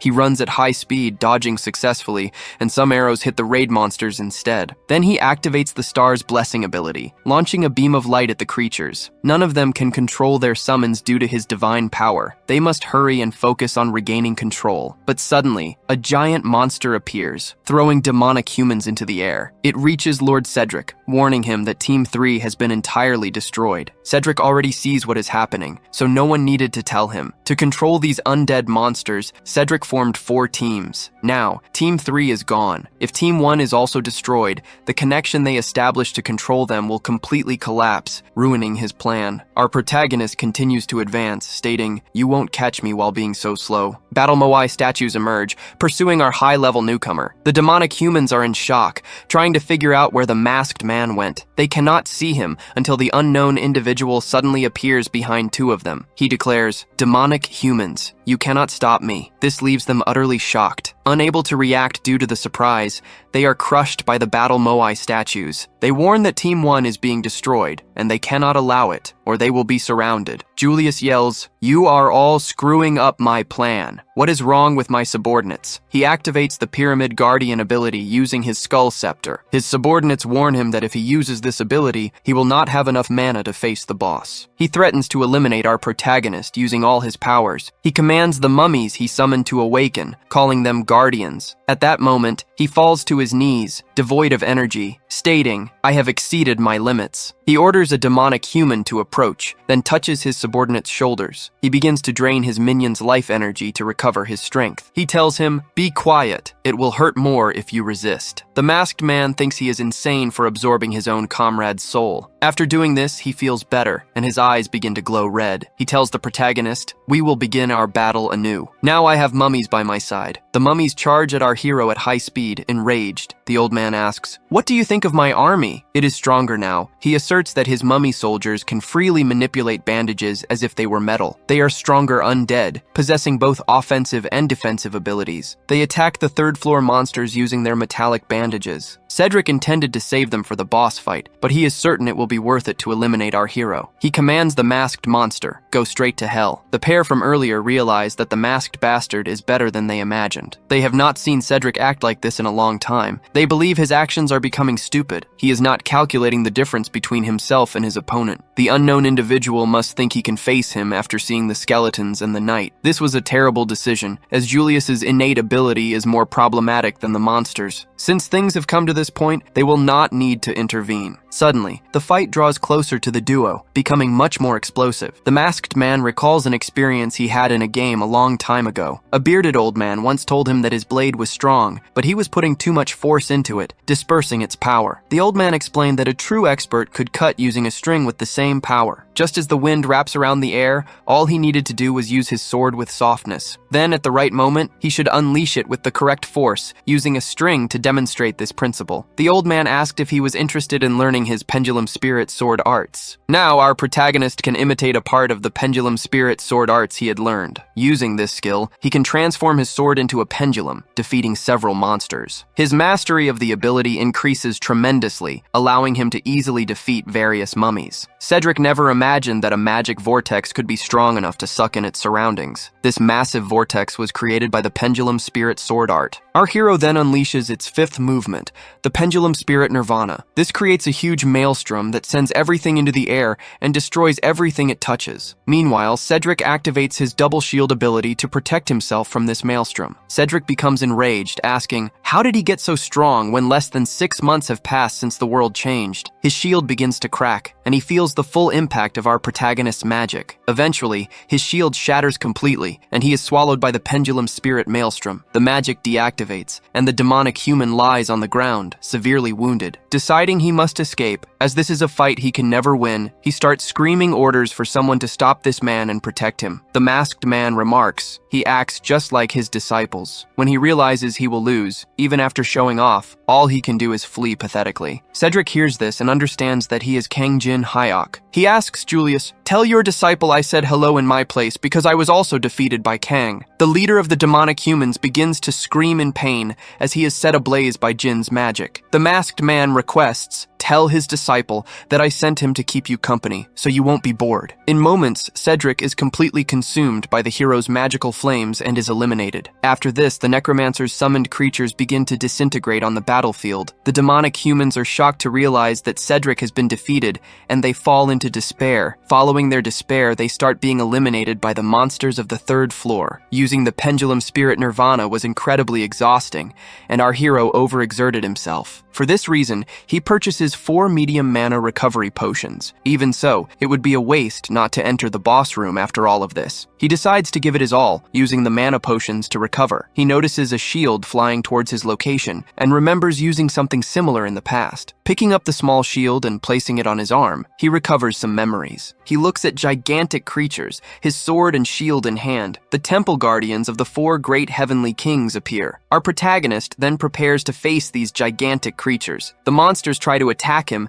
but he defends using his shield. As he dodges, he states, "These statues are quite silent." He then uses his purple sword to deliver precise cuts to the temple guardians. He demands, "Hand over the keys already. I'm tired." The temple guardians are startled by the boy's strength. Our hero jumps and attacks them, breaking parts of the statues, including their heads. Using his shield to defend against their blows, he tries to recall the guardians' attack patterns. One of them uses the stone pagoda of illumination. This is a type of key shaped like a golden flower. This key, which leads to the main boss hall, begins to react and emit a glow. At that moment, the being beyond the portal begins to respond to the guardian's call. Our hero agrees that this being was more determined than he had imagined. Suddenly, a massive orange lotus flower appears in the center of the area. Numerous golden hands emerge, shattering the ground. From nowhere, the 1,000-armed, 1,000-eyed monster Avalokitesvara materializes. It had been a long time since the 4 heavenly kings last invoked this divinity. Avalokitesvara had not anticipated a human among the invaders who could pose a threat to the key within the stone. Our protagonist states, "This is nothing. I will eliminate the boss of this floor." The 1,000-armed monster acknowledges our hero's bravery. Kang wants to end this now, as he is tired. The monster, however, desires to converse more. Our hero begins to levitate, declaring, "I do not like conversations with statues." The monster retorts, "Every second is a gift. You are a very whole human." As it readies weapons from its arms, it commands, "Remember this moment. You will miss it when you are on the verge of death." Our hero raises his shield, while the entity readies its weapons for an attack. The attack is massive, yet the masked hero dodges it with high speed. His shield begins to crack under the powerful blows. He had anticipated overwhelming power, and it was enough to nearly cleave his body in half. However, he must resist,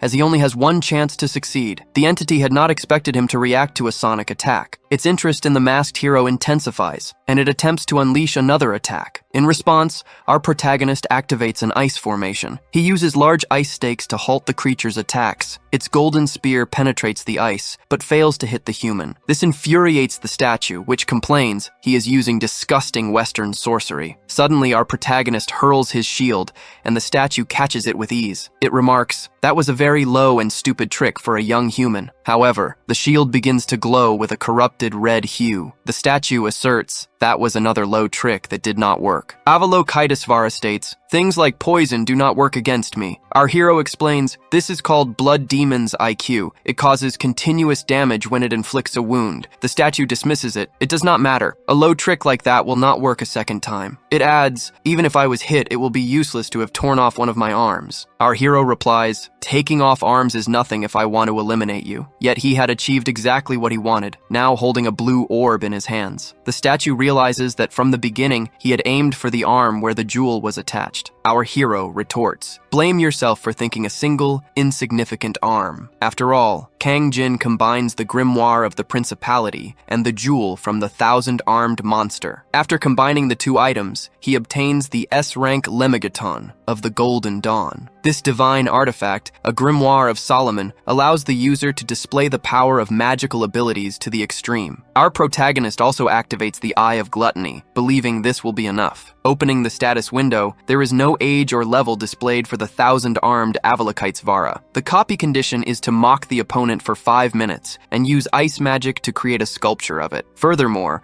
a song and appropriate attire must accompany the completion of these conditions. Our hero finds it ridiculous that a song and a sculpture are the conditions for copying the skill. He considers the system to be getting crazier, but he knows he can do it. He invokes a music player, deciding not to give up, even if the condition is highly eccentric. After all, this is the only place where he can obtain the mandala below the 25th floor. The 1,000-armed, 1,000-eyed statue wonders what our protagonist is doing. Suddenly, music begins to play, and he implores the monster, "Please do not ask any more questions." He, too, hates having to submit to such a ridiculous act. He then puts on a wig. The statue grows increasingly irritated by the antics he is performing in front of it. Avalokitesvara activates its mandala, attacking our hero. "I will make Kang Jin Hyuk feel the pain of 1,000,000 samsaras." Our protagonist then begins to activate the glacial formation to counter the statue. The ice barrier successfully shields him from the golden statue's attacks. Our protagonist assumes that this advanced version of the ice formation coordination is truly impressive. The people watching the fight cannot believe what is happening. The masked individual put on music and is now confronting the 1,000-armed monster. He has significantly evolved his ice magic. They also question why he is wearing a wig from the game's store. They find him incredibly unpredictable, as he is challenging this monster immediately after eliminating Cedric. The overwhelming power of the 1,000-armed avalokitesvara can typically only be withstood by those who have surpassed the 10th floor. They believe he is worthy of being called the second boss of the 3rd floor due to his immense strength. However, a person who confronts such a being has already exceeded the limits of the human realm. A woman asks her companion, "Do you think we could win if we joined forces with him?" She tells her colleague, Li Chao, "We cannot do this alone. We need the help of an executive." Li responds, "If we do that, the position we worked so hard to achieve will be destroyed." He adds, "I will not be eliminated because of this. The time has come to use my coin." When the woman sees him holding the coin, which emanates purple energy, she smiles. The protagonist realizes that Julius was not the only one sent by the demonic humans. At that moment, he struggles to withstand one of the statue's attacks and feels pain. The creature becomes enraged, saying, "You dared to tear out one of my eyes." It then activates the fire element and says, "I was distracted while fixing my hair." Next, he uses his grimoire and activates the glacial formation, combining it with fire. Feeling a certain tension thanks to his opponent, he throws numerous ice stakes towards the statue. The 1,000-armed statue begins to shatter the ice stakes with its weapons. However, our veteran protagonist does not stop launching a barrage of glacial stakes. The statue continues to break them with its weapons and calls him fool. The 1,000-armed avalokitesvara activates the great inescapable. It asks, "Is all our protagonist capable of doing just defending himself?" Enraged, it unleashes a massive attack and demands, "Where is the confidence you showed before?" It uses the amalgamation of heaven and earth within the grid to launch an attack that the protagonist cannot dodge. Kang Jin raises an ice barrier to protect himself from his enemy's multiple attacks. The golden statue declares, "Resisting my attacks is futile." It then uses disapproval and activates the swastika spear ability. The swastika is a Buddhist symbol, and the statue takes this spear, attacking our protagonist with it. With this attack, the ice barrier is destroyed. The statue grows confident, believing it has wounded our hero. The protagonist scoffs at the monster's previous statement that a cheap shot would not work twice. Emerging from within the grid with magic in his hand, he says, "It worked extremely well." He then prepares his strike, using his magic to create a glacial prison.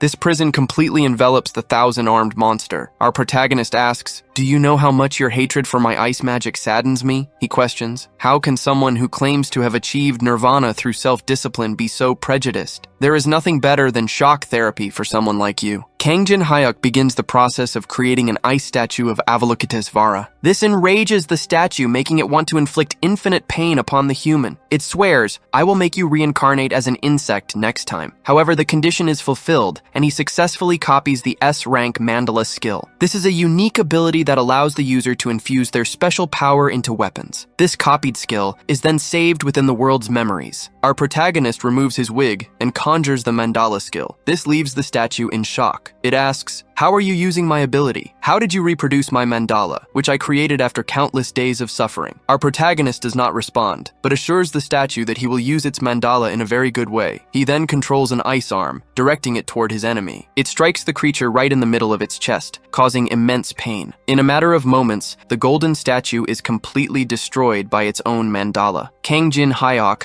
levels up twice after defeating Avalokitesvara. He acquires the stone statue key, which is used to summon the 3rd floor boss. He always found dealing with the golden statue annoying, even before facing the main boss. Facing Cedric and the 1,000-armed monster had required a lot of effort from Kang. He decides to invest his attributes into mana, increasing it from 71 to 77. Feeling lighter, he believes this was a very good choice. He then realizes he needs something to boost his mana even further, recalling that he still has some plagues left. The environment of the test tower is quite special. When night arrives, the temperature drops, and the aggression and power of monsters greatly increase. Because of this, most players usually leave the tower at night. They stop hunting, seeking a safe place. Our protagonist, however, sits around a bonfire cooking a giant shrimp. This type of shrimp can only be caught on the 3rd floor. As he eats, he is surprised by how good it tastes, a flavor he had not experienced in so long. Suddenly, he sees people approaching. They were attracted by the delicious smell of his food. The approaching duo explains that they need to find a place for the rest of the night. They ask if they can stay with Kang. Our protagonist does not respond immediately, but then tells them they can sit and take shelter from the cold. The duo thanks him, introducing themselves as Melina and Li Chao. They affirm that they have been through a lot. Kang offers them some of the food, as he prepared a large amount. They appreciate his goodwill, but state they do not want to eat anything offered by strangers. He then asks if they are bothered by his mask. Lee responds, "Yes, because you are hiding something." Our hero says that if they are bothered, he can remove his mask for them. The duo becomes excited, eager to discover the stranger's true face. However, Kang states that it would be boring to reveal it all at once. He decides to play a game. He tells them that if they answer his 3 questions, he will remove his mask. Lee thinks that if they answer the questions even by lying, there will be no problem. After all, there is no way for Kang to know if they are telling the truth or not. And even though they do not know what he is planning, they believe they have nothing to lose. Lee then flips a coin to decide who will be the first to start the game of questions.